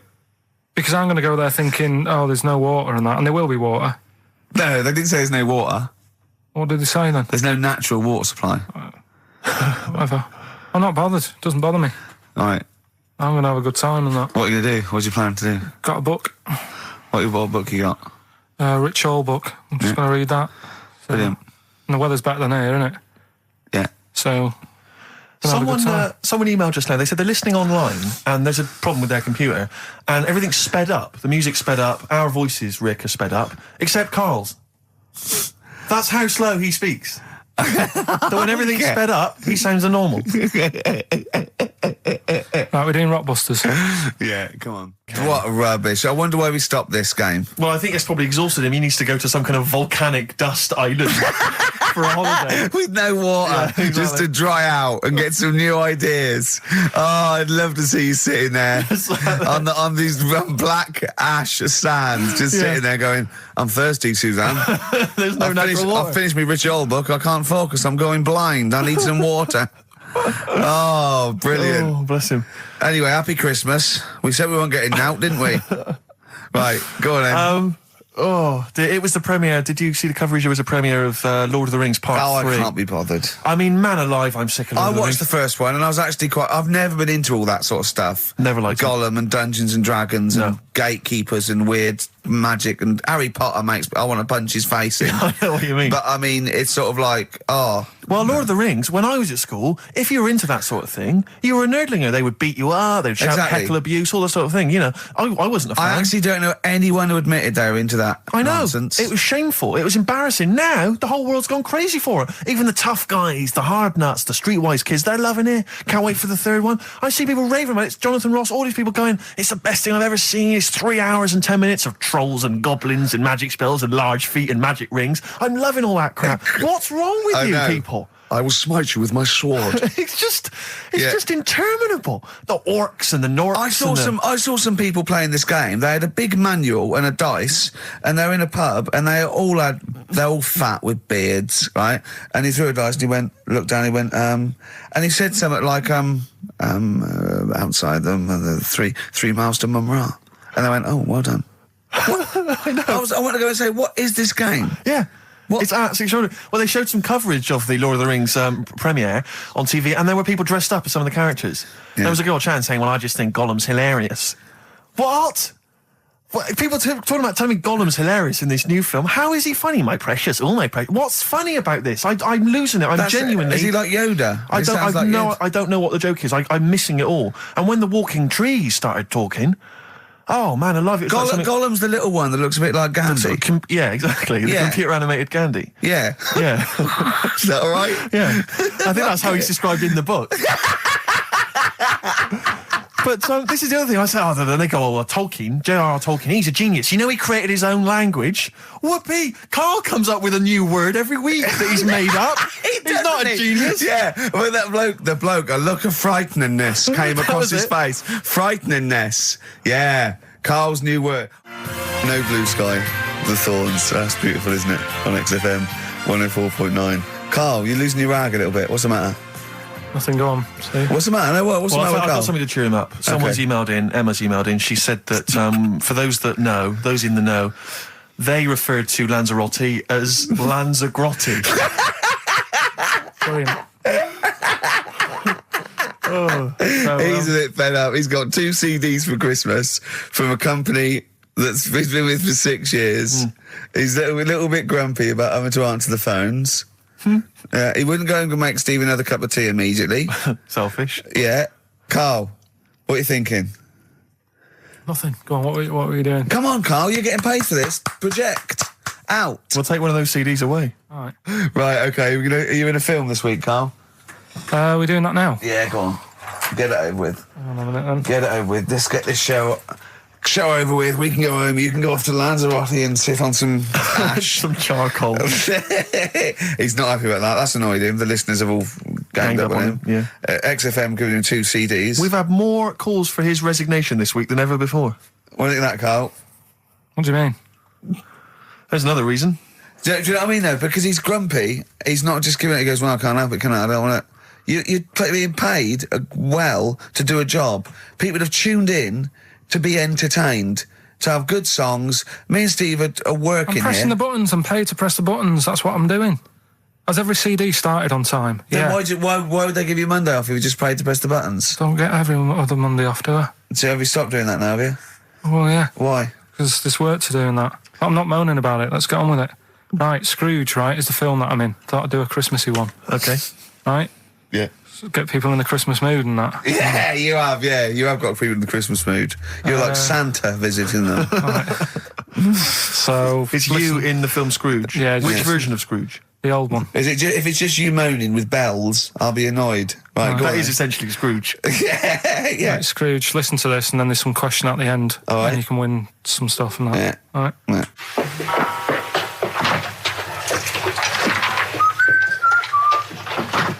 You're late. Only 20 minutes. What do you mean by coming in here this time of day? I've just been doing some Christmas shopping, haven't I? Probably do some more shopping on Monday because it's my day off, isn't it? Yes, I know it is. You don't have to tell me. Do you want to see what I've bought Suzanne? No, thank you. I don't mind showing you. It's only a Christmas present, isn't it? Just bought some more condoms. Why? Well, I bought some last year. Got 2 boxes. They all got used, so... I'm very glad to hear it. How much do I pay you? Why are you asking? The presents I buy has got nothing to do with what I earn. Like I say, if I won the lottery, I wouldn't go mental on her. Do you know what I mean? I probably wouldn't even tell her because I think she'd want to travel around the world and all that, and I'm not into that, to be honest, so I'll probably keep it quiet. Why? Well, once you've been around the world, where do you go next year? Each to their own, though, innit? You know what I mean? Well, what do you want? What for Christmas? Not that fussed, really. And you, it's just as well I'm not that fussed, because do you know I do some work at XFM? Do you know what they're giving me for Christmas present? Nothing. No, might as well have been nothing. 2 CDs. That's it. was well fed up. I'm sure you will. They give you a list of about 30 albums and you get to pick 2 off the list. So I've gone through Kings of Leon album and the best of Bob Marley. Mr. Marley has been dead these 7 years. In fact, he died 7 years ago this very day. Did he? Do you know what sort of donuts Bob Marley likes? It's not my business. No, it's not a proper question. It's an old Peter Kay joke. He likes the ones with jam in. Do you get it? Garlic bread. It's good, isn't it? Excellent. Oh, Karl, well done. Karl in Scrooge there. The only man more mean and depressed generally than Ebenezer Scrooge. Oh, dear. Oh. What's the question, Karl? Well, if people have been listening from the start, right, what albums am I getting? Yeah. Is that good? Mm-hmm. Good, yeah. What albums am I getting from for working for this place for 6 years? All right. Ricky.Gervais at XFM.co.uk. Do you want to apologise once more for anyone you might have offended over the year? Yeah, like I say, I never want to upset anyone. We're just chatting about stuff. It's just chatting. It's from the heart. You see something, you say, "Oh, it looks a bit like so and so," or "Isn't it a bit?" You're not really, you don't really try and hurt anyone's feelings, do you? But I think most people know that. And I've got to apologise for laughing at anything you say. I actually can't help it. Again, it's not vindictive, but when Karl comes out with some of the things he says, it's impossible for me not to laugh or react. So have a Merry Christmas, everyone. Well, before that, Rick, is there some final for the year Monkey News? Tell you what, let's play a good song. Okay. Right, we'll have a bit of Monkey News, and then that's it. A bit of Amy Mann, then. Perfect. Yep. Brilliant, this one. I brought in Metal Christmas, is that all right? That's my only request from this show, that we do play Paul Di'Anno's version of Santa Claus is Coming to Town. The rest of it's over to you. Yeah, we're going to play some Christmas tunes, we're going to play some, our favourite hits of the year, but mainly this is the rock programme. This is the rock programme. What worries me, Rick, is there's a lot of people who listen to our show and they're not regular XFM listeners. They just kind of crawl They're out not regular people. Stupid on a Saturday afternoon, put the show on. So they might not be familiar with Well, Ian Canfield is a young man. He's been in he's about 14. He's been in radio. It's weird, he's 14, but he's been in radio for 15 and a half years. He was weaned on the milk of Avant. Yeah. Right? And he's going to be the new rock god, aren't you? Well, I'm trying. Yeah. No DJ Canfield. Just go, yeah. Right? And over the 2 hours, I want to work out the 4 pillars of rock, right? I want 4 names, 4 pillars of rock, right? Huge rock pillars. And then I want the king who stands astride them like the archangel of metal. So we'll be asking Ian, every few minutes we'll be asking, right, who's your first pillar of rock? And then, keeping the one that stands astride them. Okay? And how many do we need? Well, we need 5 names then, don't we? The 4 pillars of rock and who stands astride them. Right, okay. Like the Overlord with these Axe Attack albums. Yeah. Yeah. This is Oasis. Christmas. Oasis doing their version of Merry Christmas, everyone. It's Christmas. It seems only appropriate that we play the occasional Christmas tune. There aren't many decent ones. We will be playing the greatest, not just Christmas, one of the greatest songs of all time, but certainly the greatest Christmas tune of all time, Fairy Tale in New York. Is that going to be the version done by, what's his name, out of Boyzone? Has he done one? Yeah. Because he's lived the hard rock and roll life. What's his name? What is his name? Ronan Keating? Yeah. He wasn't bad on Room 101, actually. I think he's lightened up a little bit. Good luck to him. Yeah. Yeah, I do as well. Yeah. A lot of people ask me, Canfield, I'm sure you can you've probably got experiences of your own that you might want to talk about, but people ask me what Ricky's like in real life. And I don't want to get grotesque. It's Christmas, people are listening, people are eating sandwiches, but he has a flatulence problem. I don't know if you're aware of this. It's not a problem. Right. Well, it is for us. Yeah. You may not. Yeah. I think the problem with Ricky is Ricky hates to miss out on anything. He's terrified that there's going to be something going on that he's missing out on, a conversation, a joke, someone falling over, And he daren't spend any time in the lavatory because any period of time he spends in there, he could be missing out on some fun. So he kind of tries to get his lavatory, occupying time time down to a minimum, an absolute minimum. Plenty of pissing. There's loads of that, but none of the other activity. Really, I mean, you keep that. Really, it's like you're in, you're out, and sometimes I don't think you've done the full job, Rick. Yeah. And today, I'll tell you this: it was my eyes were bleeding. It's intense. It's just a word of warning because the kitchen at XFM is out of bounds now. No one's going in there until the new year. A to J in the library. A to J in the record library. I'll tell you this: I don't know if like Tony Blackburn's in the building. His wig will fall off. But seriously, not that he wears a wig. He doesn't wear a wig. But if he's going down now, maybe he wants to play some Beach Boys. I mean, seriously, forget I'm a celebrity, get me out of here. Forget you might have survived in the jungle, Tony. But you get down there, mate. Tony, would you rather eat a plate of maggots or go and get Beach Boys? Exactly. Saying A to J. Oh, pot pickers. Exactly. Jesus Christ. It is absolutely extraordinary down there. Oh, so I'll just be warned. But it's Christmas. Yeah. Christmas. Why would Blackburn be listening to this? I don't know. He's probably doing a bit of Christmas shopping. Sure. And he's out and about with probably got his little, personal stereo on. Yeah. And he goes, I'll listen to the boys at XFM. Exactly. And Camfield, what do you think of it so far? Yeah. Yeah? Yeah. It's not Vance, is it? Okay, who is secured as one of the pillars of rock? I'll tell you what, I want some ads, and after that, the Fairy Tale of New York. Oh. XFM. The Pokes, featuring Kirsty McCall, and a Fairy Tale of New York. Brilliant. On XFM 104.9. That's the song I think that single-handedly keeps Shane MacGowan in gin for another year. It must do Just well, about though. keeps- I'm sure it does. I absolutely love it. I still love it. I saw it on Top of the Pops too. And it's just brilliant. I mean, he wasn't great at miming, but it didn't bother me. Sure. He's miming to a different song. Yeah, in his head. It was great. I had a little visit in the week, Rick. I think you missed out. A little Christmas visit from, I know he's a friend of yours. He's a friend of He's a friend of the nation. Go on. TV illusionist Darren Brown. Oh, yeah. Yeah, he's bought a new pad. Yeah. And he just came around to tell me about it. Yeah. And it's interesting because... Somewhere to keep his guns. Exactly. And he... I can never know kind of how much, he's just playing with your mind, experimenting.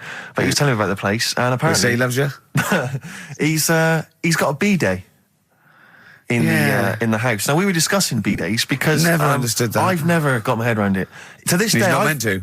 Well, no, but I don't think I've ever met anyone who's used a B-day. Oh, Darren Brown does. He's known as the cleanest arse in Modern Magic. Yeah.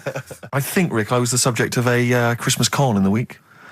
What, you mean you bought something for £4, then saw it for £4, £3.90 as you walked home? That would make me livid. Because I've seen you really livid. I'm absolutely furious. When I bought my PlayStation, I saw I could get it for £5 cheaper down the road. I was absolutely And fuming. you'd already walked to about 19 places, I remember. I actually left you after about an hour. Yeah. No, I do. I'm furious because I got to get a bargain. I hate the feeling that I'm being ripped off. Yeah. And I'll tell you this, I'm loving online shopping. Oh, the savings I'm making, Rick. Really? It's crazy. Really? Getting 15, 20 quid off some things. Is it really? Oh, amazing. But these things, I might point out, are like Jaguars and Mitsubishi cars. Exactly. Yeah, but it's worth shopping round. No, this was not so much a con. It was a con, but it wasn't so much one of those just a missed bargain. Yeah. Doorbell rings, answer it. It's a couple of girls. They must have been 13 or 14, maybe. Now, I've always had a problem with teenagers. I'm intimidated by teenagers. In case they call you a dork or something. Well, I mean, I told you before, I was walking down the street once, and there's two guys coming towards me. I mean, real losers. Do you know what I mean? Glasses, the spots, greasy hair. Do you know, really pathetic. And I was sniggering to myself. I was thinking, look at those losers. And as I passed them, I heard one of them look at me and say to his mate, look at that geek. I was furious. I was thinking, I'm allowed to call you a nerdlinger, but gee, I don't expect it back. I was really furious and upset. And so, as I say, these teenagers are at the door, and they were quite aggressive, quite aggressive girls. And they had a piece of A4 paper, and they went, "We're doing a sponsored thing." Yeah. But I didn't quite catch what it was they were doing that was sponsored. I think they sort of fudged it. They went, "We're doing a sponsor." Oh yeah. And I went, right. And they went, "Do you want to sponsor us?" Boy, they picked on the wrong person. I was a bit intimidated. I don't know why I said no.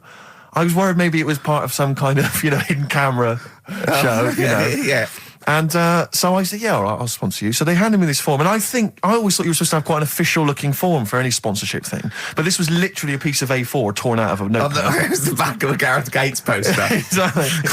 And, with some blue tack on it. Yeah, well, and I looked at it, and I didn't really absorb it, but it had things like, Mrs. Jones, Mrs. Smith, £5. Yeah. And then no one's actual address, just Finchley Road, nothing too specific. Yeah. So I wrote my name on, and put down £3. 'Cause a lot of people were giving fivers, but I thought, I'm not made of money. It's Christmas. I've got to buy gifts and stuff. So I gave him a fiver and asked for change. Yeah. Well, I gave him £3. I said, I'll sponsor you for £3. Best of luck. And they went, can we have the money?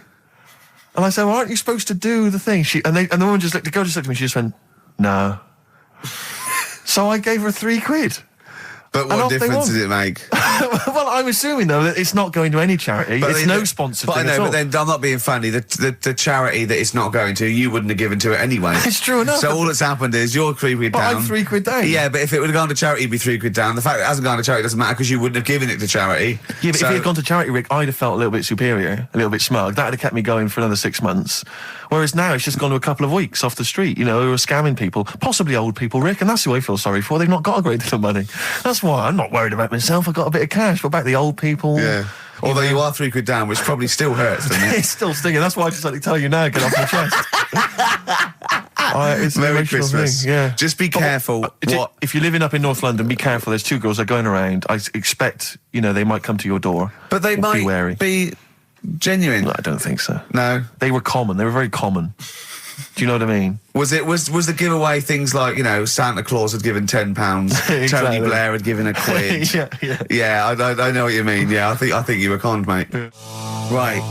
Won't get fooled again by The Who. Ian, I'm going to ask your expert opinion. Is that not one of the greatest rock songs of all time? Yeah, if you'd have played the proper version of it. I know, but it's 6.5 minutes, and we usually do, but we just thought, it's Christmas, people want to... him and more Jonah Louis. Yeah, but we could have played like the full 8 minutes rather than making the show sound like strolling round your local Asda with the Christmas songs with a little bit more racism. That to me sounds like fighting talk. You want a rock challenge, Canfield. You can't handle the truth. Tell me what that song is. Don't know about it. It could sound like he's saying something to do with bell ends. Well, yeah. What? Heaven forbid. What? You think you meant that? Did he? Probably. No. That's The Darkness on XFM 104.9. Bellend. Yeah. What other rude words are there? Cock. Yeah, that is rude. Yeah. Especially at Christmas. Especially at Christmas, yeah. It's a time for families. I know. Now listen, time for family. Now, Ian. Yes. Who is your fourth? We need a lead singer in this mega group, the monoliths of rock. Who we got? Lemmy, Keith Richards. We've got Keith Richards on guitar. We've got Lemmy on bass. Yeah. We've got Keith Moon on skins. Right. Some terminology coming out there. Yeah. Who's doing the Vox? Who's given Golden Tonsils Award? Robert Plant. He's gone for Plant. He's gone for Plant. A lot of trad names there. There is the group. The lineup is Moon, Lemmy, Richard, Plant. Okay. Now our competition, Steve. Name that group. Okay. What's the best, heaviest rock name ever? Sure. This is obviously not a name that already exists. No. Okay. My mate of mine came up with. I think it was Brain Hammer.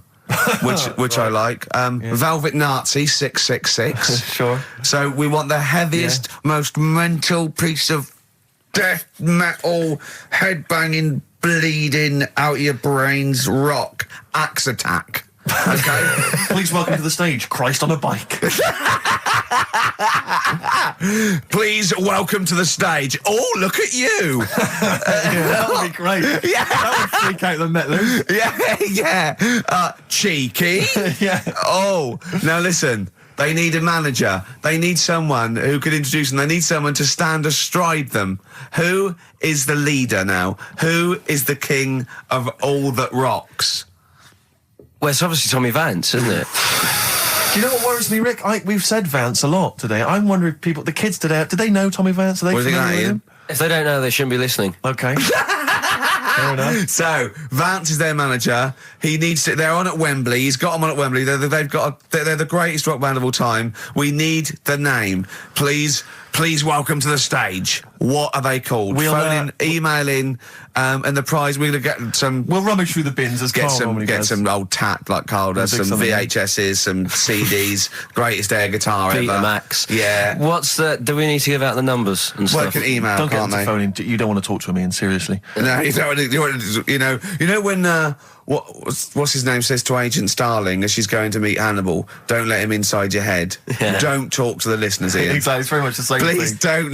I'm a bit concerned that my email's going to be besieged by people sending you links to how to clean out the bidet. Well, that's all right. But what's the most mental head bleeding, banging brain hammer operation this band can be called? Call in, Rick, because it always amuses me. I know it's cruel to put you on the spot, but some of your former band names have always amused me. Well, the worst. The worst one. Right, I'll just leave this. Ricky's had a number of bands over the years. What was the worst one? Ready? Get ready to play that record because I don't want any aftermath. No, hang on, before you tell me, what was the one? Because these pictures of you, like when you're a new romantic, keep on being published. That was Shauna dancing. Yeah, but someone... That's pretty bad. But someone told me, they were like, ask him about when he tried to be Bon Jovi. Can you imagine such a thing? I know the name you're thinking of. Right, here we go. Play the record. Immediately I say this. Ready? For Sacred Hearts. Play a record. Blur on XFM 104.9. I forget the name of that track, but it's good. Good song. Thanks very much. Oh, good song. Yeah. Oh, right. I just thought you were complimenting giving his opinion. Right, yeah. Go on. The what? Are we still on the air? Yeah. What are we doing? Merry Christmas. We got someone on the line. Oh, right. He's here. Who's that? Ricky. Yeah, go on. It's Jonathan. How are you? Good. It's only TV's Jonathan Ross. Ross, turn your radio down, you idiot. I'm here. I like to. I haven't got a radio on. What are you talking about? We can hear the feedback.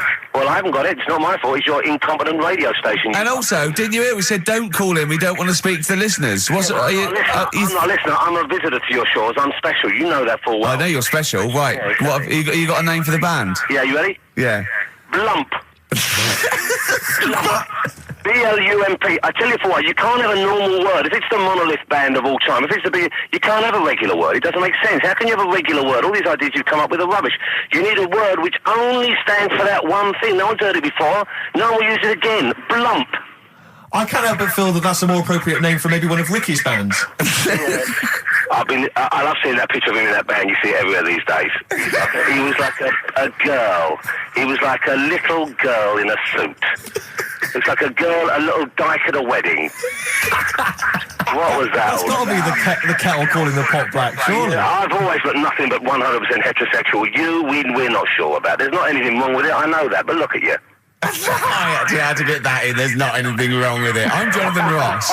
Oh dear. I was thinking the other day, right? Oh, yeah? The Comedy Awards. Yes, sir. You didn't have to say some awful things about poor celebrities, poor has-been celebrities with coke addictions and fat lips and faces where surgery's gone wrong and everything. And when they're on the show, they're going, "Oh, you look lovely."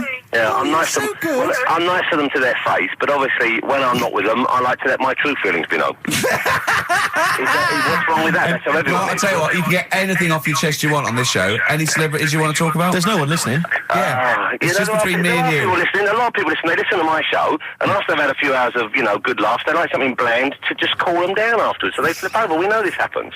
Did you mention my DVD on your radio show? You know what? I forgot to. I forgot to mention it. Christ! I meant to mention by the office, but I forgot to mention it. And then I thought afterwards, it's not like he needs the cash, is it? It's not like he needs it. It's not like it is, but he's probably earned more money in a short space. You're like a lottery winner, and you've got about as much taste. You're like one of those burglars who's won the lottery. I am. I'm dressed like an Albanian window cleaner at the moment. Burglar from Reading who won the lottery, and now he's fritting it away on what? I do feel sorry for my neighbours. I've moved into a really nice place. I feel like it's the hillbillies. No, it's nice you've moved in though, because it's nice. It's given them something to sort of talk about behind your back. You've united the whole block. Right, go and play with some Japanese wind-up toys now. I'm going home to play Mario Double Dash with my son. It's going to be a good afternoon. I phoned you once after I finished my show. It was about 3 Yeah. And I don't mind if I said, how you doing? You went, it's brilliant. You said, this is what you said. You went, everyone's out. Jane's taking the kids out. I've already masturbated twice, and I'm playing with a new Japanese toy. I'm masturbating now. Play record! I just wonder if there's one more contender. I don't know who this was, Ian, that phoned in with it, but possibly it's topical. Deathly Hem. Yeah. Deathly Hem. It's brilliant. Oh, it's Deathly Hem. Please welcome to the stage, Deathly Hem. It's Deathly Hem. Who's that? We've got to give it to I don't know who that was. Oh, well, if you came up with Deathly Hem, email again. Deathly Hem. It's the greatest name for the greatest rock band of all time. Will you please welcome to the stage, Deathly Hem. It's golden tonsils. Isn't it? I was going to go see him once at the Camden Underworld about a year ago, and they had this sign up, right, saying that Graham Bonnet, who sang that song, had cancelled, right, and it said, God willing, he'll be performing tomorrow. And just in case you thought he'd cancelled because maybe no one bought any tickets, the doctor's certificate was beneath the cancellation sign. Brilliant. Well, we've sung that a couple of times drunk, haven't we, Ian? At the top of our voice. We have done it. It is the best ever. Yeah, it is. Ben has won whatever you're giving away. Yeah, Ben came up with Deathly Hem. Yeah, Deathly Hem. Yeah. I mean, if you are in a rock band, you're looking for a name, and you think you deserve that name, then, you know, write to us. We want to know that you're really heavy, and Ian Camphor would officially hand over the deeds of the name Bethlehem. Bethlehem? Bethlehem, yeah. Bethlehem. They only play at Christmas. You only play, like, big venues at Christmas, and it's all things about, like, fighting, like, good versus evil, and God versus the devil. And you got to write songs like that, yeah. Bethlehem on XFM 104.9. Perhaps that the debut should certainly be a concept album based on the Nativity play. Yeah, Nativity, yeah, that'd be just good. The whole kind of Old Testament in kind of rock form. Yeah. With, like, it'd be extraordinary. It's the battle for humanity. Yeah. It's called Humanity Manatee, and it's a fight in the ocean of hell. Yes, sure. Yeah. Sure. Yeah. I'd like to see a serpent. Maybe pictured There'd somewhere. be a serpent, isn't it? Track 4. Track 4. Yeah. I think we should give massive props and suitable regards to Ian Camphor. He's come in, he's pressed the buttons. He stood in for an idiot brilliantly. He has stood in for the retarded. It's a shame that you've not displayed some of the usual incompetence that we've come to love and expect from Karl. It's a shame. Okay, you are the greatest DJ in the world, though. The way you sort of, like, drop press these buttons. But, you know, every time I've pressed a button off air, Ricky's been going, "Oh, what great DJ!" It's great. Because he ends it. It's just brilliant. I mean, we're lucky if we can talk with the mic on. That's the title. Not talk over a record. We did some great links during the ads. Yeah, and of course, Jonathan Ross masturbating live. On air. Just looking back at some of the highlights. You don't get that on Capital Gold, do you? Like Tony Blackburn getting a call from Fluff Freeman going, "All right, mate, I'm knocking one out." Yeah. Well, have a lovely Christmas. Have a bloody great Christmas. Have a bloody great Christmas. It's the best of next week. Yep. The best of the last few weeks with some tat, you know, Karl's put together. We're back in January. We're playing some of our favourite songs of the year. I'm looking forward to seeing Pilker's tan and pictures from his holiday. Covered in ash from the beach. Yeah. And we're back on the 3rd, I believe. But Ian, do you want to introduce one? This is Ian's choice for today. Yeah. We'll see you next week in spirit, and then we're back on the 3rd with Pilkers. Over to you, Kampf. Yeah, enough of Jonah Louis. This is Paul Di'Anno, ex of Iron Maiden, doing Santa Claus is Coming to Town. Talking of sleeping, oh man alive, I went to see the last part of the Lord of the Rings trilogy. Why? Well, it's like a family thing now. Every Christmas, my family and I have been going to see the Lord of the Rings, the next instalment. It's like a family thing. What will you do if they keep making them? Oh, I'd say I've wasted now about 10 hours of my life with that tripe. You can never get that back. I can never get that back. That's what Peter Jackson owes me. 10 hours now he owes me of my life. It is absolute drivel. Well, I know. We've said this before. I don't want to harp on again about it, but I cannot fathom why everyone is so excited and loves these films so much. Like you say, people review saying it's the best film ever. I think this is the greatest movie I'll ever see. And I don't... It's like they go, but look at all the fight sequences. But Tolkien being up there in literature, like, you know what I mean? It's sort of like Shakespeare. Tolkien. No! Yeah. No. But what is it that he's writing about exactly? I don't know. Little midget fellas who can't get shoes.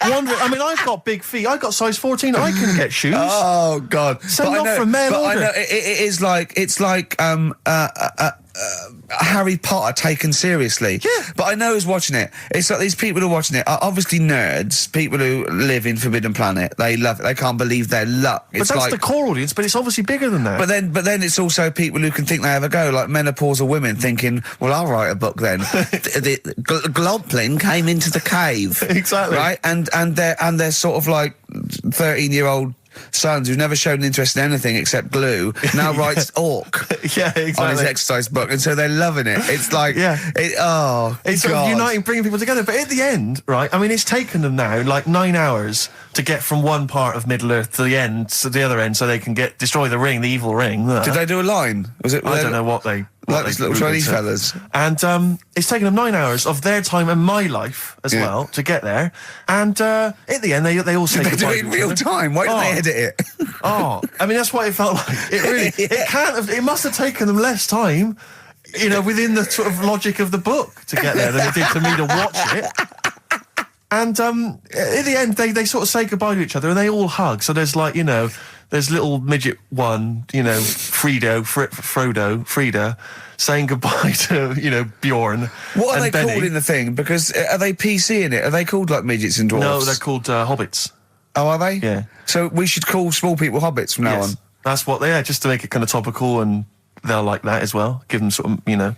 So if you see a little, on the way home, if you saw a little midget fella, 4 foot midget fella, just say, excuse me, hobbit. Yeah. Okay, that's call fine him then. Frodo. Right, Frodo. He'd like it. He'd love it because everyone loves the Lord of the Rings. They love it. No, everyone loves the Lord of the Rings. In the end, if you ever get to the end, they all hug each other. They say, well, basically Frodo has to say goodbye to all his other little fellas, and so he's hugging them. I don't know how many of them there are, and he's hugging them, right? And it is the most interminable thing I've ever seen. It's like the music's playing. They look into each other's eyes. He hugs them. He hugs. They pull back. They look at each other again. That's like, we'll never see each other again. Then he hugs the next one, and I was just screaming. I was thinking, hug, just one big group hug. Yeah. Then we can get out of like it. an American football team. Exactly. Just go. knock Not heads. each individual one. I mean, it's dragging on and on and on. And apparently on the DVD, there's like an extra sort of 20 minutes of extra footage of scenes he's cut out.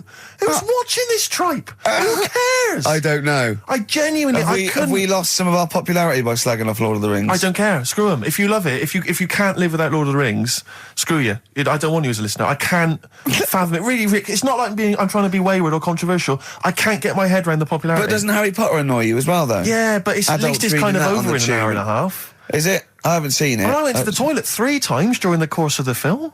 Really? It's unbelievable. The woman sat next to me. Sexy stuff in it, was there? Some of those little pixies with the pointed ears. It just took me back to, Mr. Spock. All those glorious days. But, it really is just... I mean, have you seen any of them? You've not bothered? I've seen one, and it was long, and I thought it was nicely filmed, and I thought, well, okay, I'll just get through it. I even think, it was just a list of, and here come the orcs. Exactly. Right, okay, we see the orcs now. Yeah. But it's like people go, look at the amazing fight sequences, the amazing immense battles. And it's true, he's got thousands of actors and stuff on horses, brilliant. But I'm not impressed by good time management. No. Well done, he's got all those people together, he's orchestrated it, well done. But it's got to be more interesting. My friend summed it up. He said the Lord of the Rings films, they're like the film equivalent of an Enya song. Yeah. And that to me is exactly right. Lots of billowing dresses, slow musical moments. That's good. People riding majestically on horses. Enya. Constantly riding majestically everywhere. Dido's taken over from Enya in that. Well, so I've got a confession to make. Go on. I like that latest Dido song. I'll play a song. I know. I thought I'd never... I don't know what to say. Let me explain something to you about Dido. Oh, God. Snow Patrol and Run. On XFM 104.9. Yeah, not bad at all. So everyone had a good Christmas though, yeah? Really? Carl, even though it was like a little bit Lanzagrotte, it was a nice Christmas. Yeah. What was the book you read, by the way? Someone just emailed in and wanted to know. What was the book you read? It was The Governor. The Governor? Yeah. Right, okay. Did you buy Suzanne a gift in the end? Which you surprised her with on Christmas Day? Yeah, after that show that we did before Christmas. Yeah. I was walking home thinking, might as well treat her then. Yeah. Went and got her a necklace. Nice. Actually, she said she wanted a necklace, but I didn't know which one, but went and got one. Yeah. And she was happy with that. Yeah.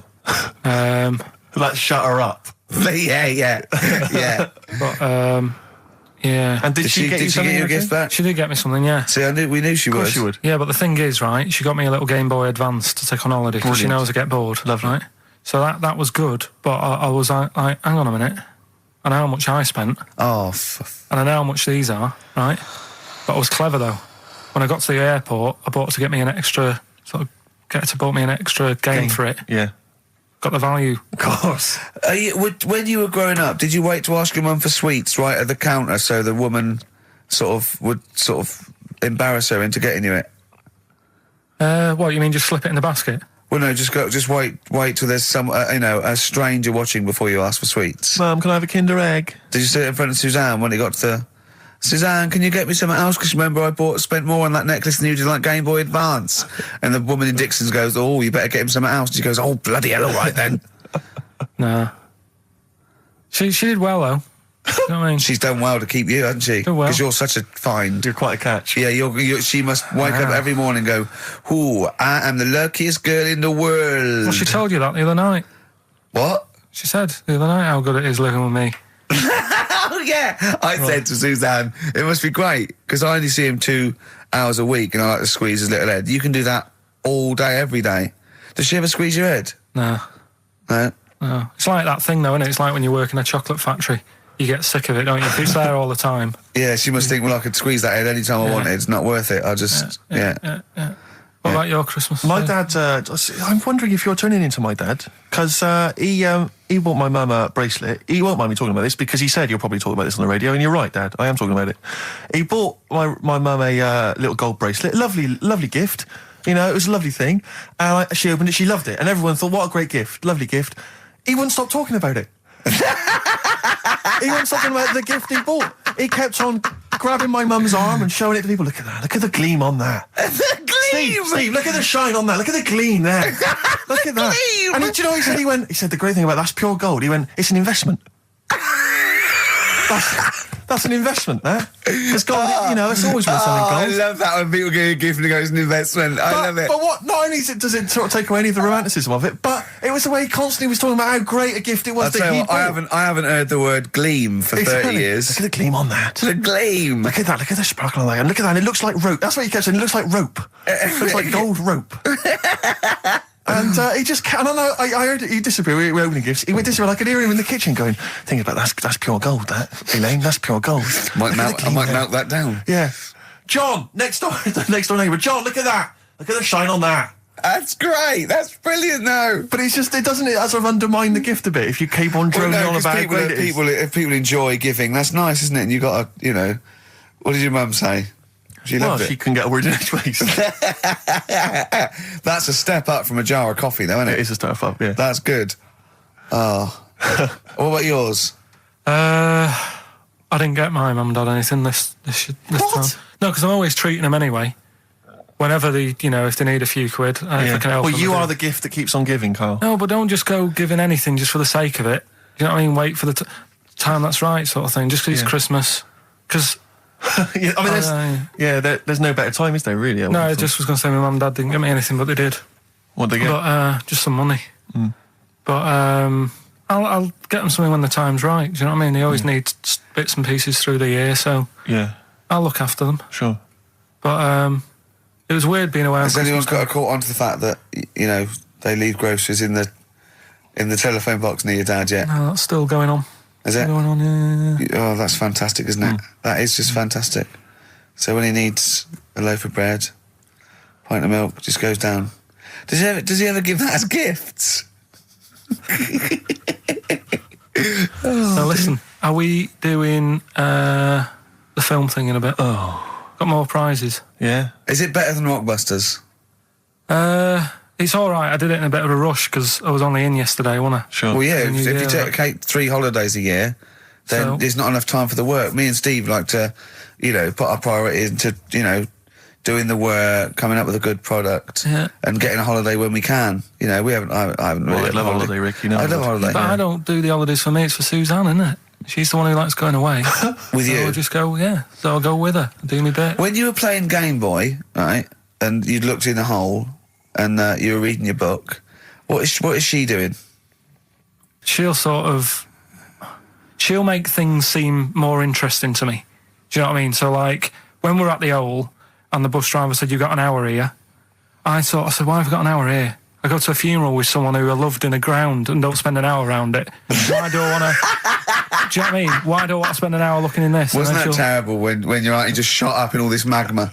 Yeah. That was terrible, wasn't it? That was the worst funeral you'd ever been to, wasn't it? But she'll tell you, that would make funerals more interesting. If they just, it was a cremation and a burial. Yeah. You just put them in a volcano and they go 2, 3, here they go, whee, up to heaven. I was having a conversation with my flatmate about songs that would be inappropriate to have at your wedding, at your funeral. And horny, surely is one. It, yeah, was what we were thinking. Really? Yeah, that was the first one we came up with. I'm horny, horny, horny, horny. That was the first one we came up with. Isn't Robbie Williams' Angels one of the yes, biggest ones? ones? I think Wind Beneath Your Wings. Yeah, I think is apparently quite popular. Oh yeah, yeah. That's we'll play that on Auntie Nora's, can't you?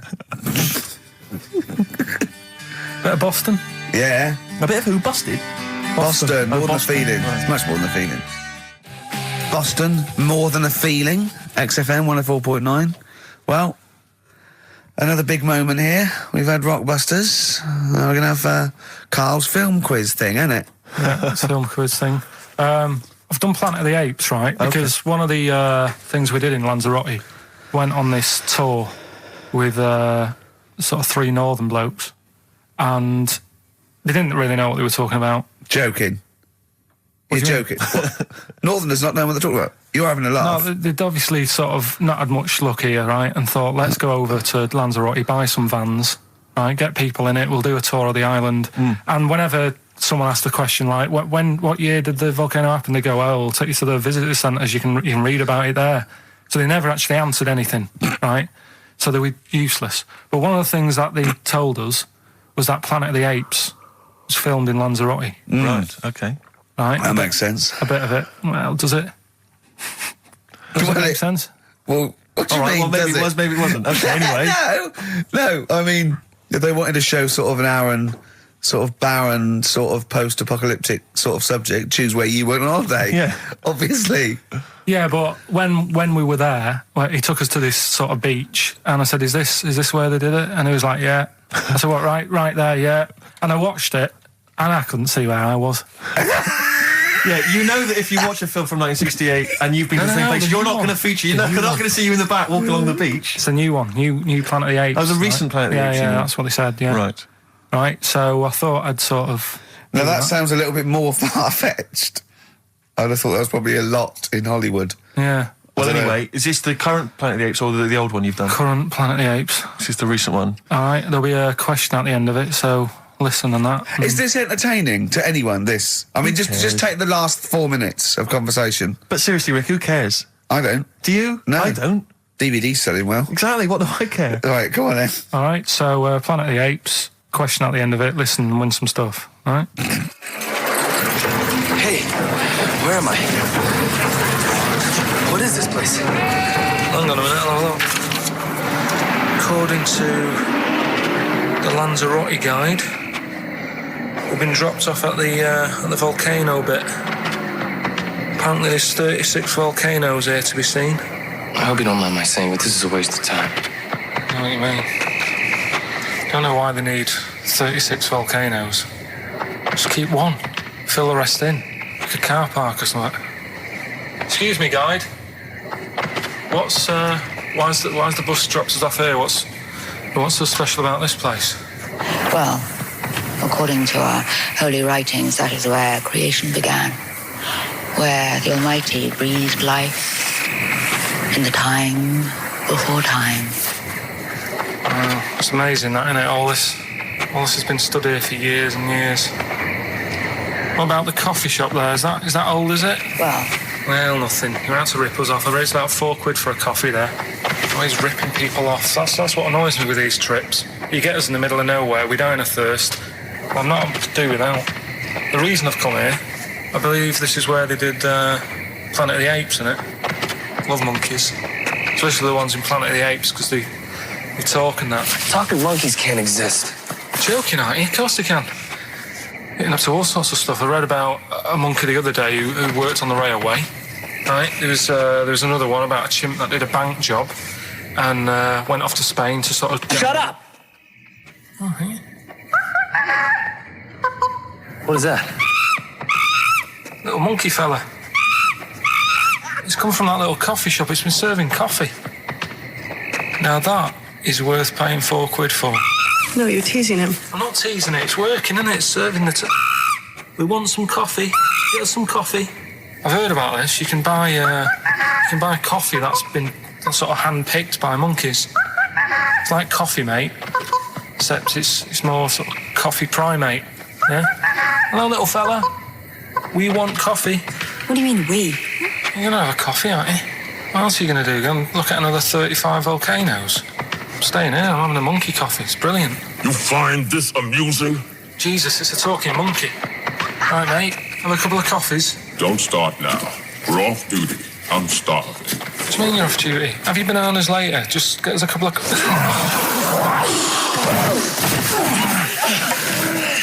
Right. I understand that you're tired and you've probably been on your hands all day. Just forget the coffee. You go and get some lunch. After you've got some coach, you lazy ass. You damn human!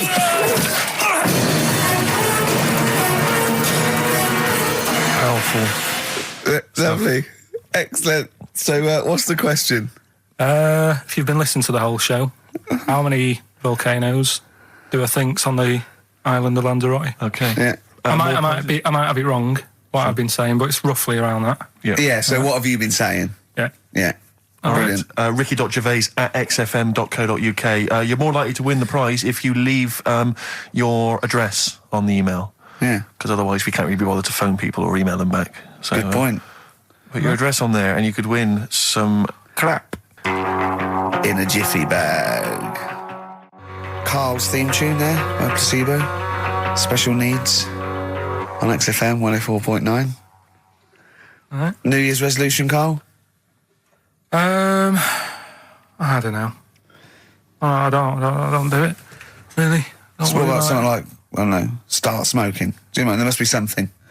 No, it's a waste of time, isn't it? Don't bother with that. Right. You, Steve? Me, no, I've never really made any New Year's resolutions. I just be good to people. Just treat everyone as you want to be treated yourself. Give to charity. Hate crime, racism, famine, sexism. I know you're going to keep to all those, except the give to charity. That's... Me and Karl find that a little bit hard to believe. Never going to happen. Well, you've always got to break at least one of your New Year's resolutions. Yeah, exactly. Yeah, well, I think I'll be nicer to Karl. What about learn more? I was thinking that. I want to learn more. I'm always teaching you stuff. I've got... I watched... I'll tell you what, Christmas telly was dreadful this year. I don't know if I've hit that age where I think... But I think consciously I thought this is worse than usual. Yeah. And I ended up watching Discovery Channel and History Channel again, and I watched 4 episodes in a row of this fantastic documentary, 1418 War, narrated by Dame Judi Dench, and it's brilliant. I just can't get enough of it. I hated history at school, and now I want to know everything. Yeah. And I think that's mine. Learn all the stuff about stuff. I like learning though. I always say that to you. I'm always looking up stuff. When I was on holiday, even though it was sunny outside and they had big holes to look at if I wanted to, I stayed in and watched Discovery there and was watching stuff about scorpions and that. Yeah, what did you learn? Well, nothing, because it was all in Spanish. But I just watched it. What I found odd, right? What I found... Scorpions, I get it. It's only about poison. What I don't understand is with scorpions, right? They have like this sort of weapons, don't they? They have the poison and stuff, right? Yeah. Which can kill a man. Yeah. But there was a couple of little animals and that were its sort of enemy. Yeah. And it stung them and it didn't kill them. So what's the point? Well, firstly, not all scorpions kill a man. Some of them, this one did, they said. Yeah, well, they range from like bee stings to so much venom it can take down a horse on things like spiders and snakes and scorpions. So it depends. But a scorpion that will kill a man would kill a rabbit. So I don't know what you're talking about. No, there was a snake that it stuck its thing into and some sort of beaver, and they were just like running about. There's nothing funny about that, so why are we laughing? Well, the snake wasn't running about, was it? Well, it was slithering about a bit. Yeah. What was the beaver doing when the snake... Just sort of, I think it ate it in the end. What? Ate what? Ate the scorpion. Just wandered off. Well, it wasn't a beaver. So there you go. There's no way it was a beaver. All right, an otter. This is what you've pieced together from a show in Spanish. Well... I'm just saying though, how come it can't kill something that small, yet there's someone on holiday that's no sort of danger to that scorpion. We're not going to harm it, right? and yet it can kill a man. So you say, but I don't believe it. Shut up, mate. Seriously, this is gobbledygook. Taught you something again, though. That's what I'm saying. No, what have you taught us, though? What is that? What is the fact that's come out of that? A scorpion can kill a man, but the beaver was dancing with a snake. Then you do that That's all the not time, a fact. though. You That's put not a everything fact. down. New Year's Eve, I taught him something, right, about dead people. No. You know, the things that taught me, I was saying you're talking shite. He says they found out your soul weighs an ounce. Your soul? Yeah. Your soul weighs an ounce. Right, who found this out? I read it. Your arsehole weighs an ounce. Yeah. There's no such thing. A soul weighs an ounce. You're talking drivel. All right. Have you got any monkey news? So what did they do? They weighed someone who was alive, and they will wait for you to die, then weigh you again. There was someone you've lost an ounce. Yeah, it must be your soul shooting off to heaven. It was someone who was really ill, and they said, we can't do anything for you here, but we've got a bit of an idea that we want to do. We've been wanting to do this. Stuck him on some scales. He said, right, you weigh 9 pounds and an ounce or whatever, because he was wasting away. He died, 9 pounds. Right? Fine, well, that's proof if proof be needed. Nearly got to wrap it up. I think we've got to do the Rockbusters winner and give someone those lovely prizes. Monkey news, then we're out of here. We'll maybe come back, maybe do some Christmas specials. I don't want to make any promises. Right then, first one. Chewing breaks. Fishing for a dream. That's what we're fishing for, isn't it? We're fishing for a dream today. What's that mean? Poverty. I don't know what I was talking about. It doesn't matter what you're saying, Rick. No one's listening. No one's listening. Well, we've got to finish anyway. Think about the fact that think how small our percentage of listeners is anyway. Anyway. And then you two are on stage at the moment. This is like broadcasting during Christmas dinner. This is the same. It's just on the hospital radio. Yeah. Yeah, exactly. Where everyone's got an iPod for Christmas. Yeah. On the ward. yeah. Well, we've just got. We're going to go through now till past, and I've got to rush off. I'm afraid to Live 8. Don't apologise, mate. When people see the glam that you're bringing to that event, they don't even care about the people introducing it. Comedians going, ladies and gentlemen, just get on with it. No, I agree. No, I've got a good joint here. 2 blokes will get on with it. Bring on Madonna. But we're going to give it to them, Karl. We're going to go through to the end. We've done everything we have to do. Monkey news. The final monkey news of the year, possibly. It's been a joy. I'd just like to say, on behalf of myself, Steve Merchant, and this little bald mank, it's been a pleasure. Yeah, speak for yourself. Yeah. I feel drained today. Do you? Go on.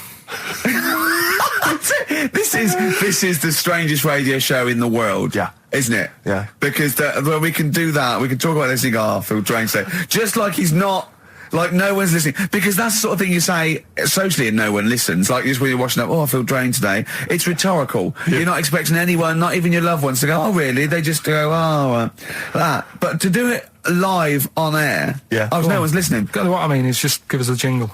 But the exactly. But the truth is, the contempt we have for our poor listeners is unbelievable. The listeners aren't listening, and we don't want to be here.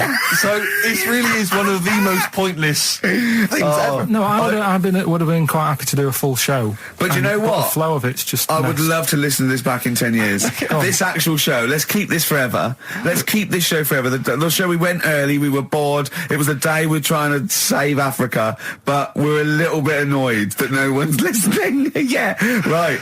Right, once and for all, the final monkey news of the year. Oh, go on. What were you going to say? No, I was just going to say, if you're not into the Live 8 and you're gay, you're not listening, because you're on a walk. Game went on for hours, right? No one's listening. The terrible thing is that not even we're listening to Karl now. I know. Literally no one is listening to Karl. It's so insulting. There was a lot of smoking going on. It's going on. A lot of eating and nuts going on. That was a bit weird, because they don't normally get through as many, but for this night. So, come on, let's just play Bruce. Goodbye, everybody. See you maybe at Christmas time. Goodbye. Yeah, right.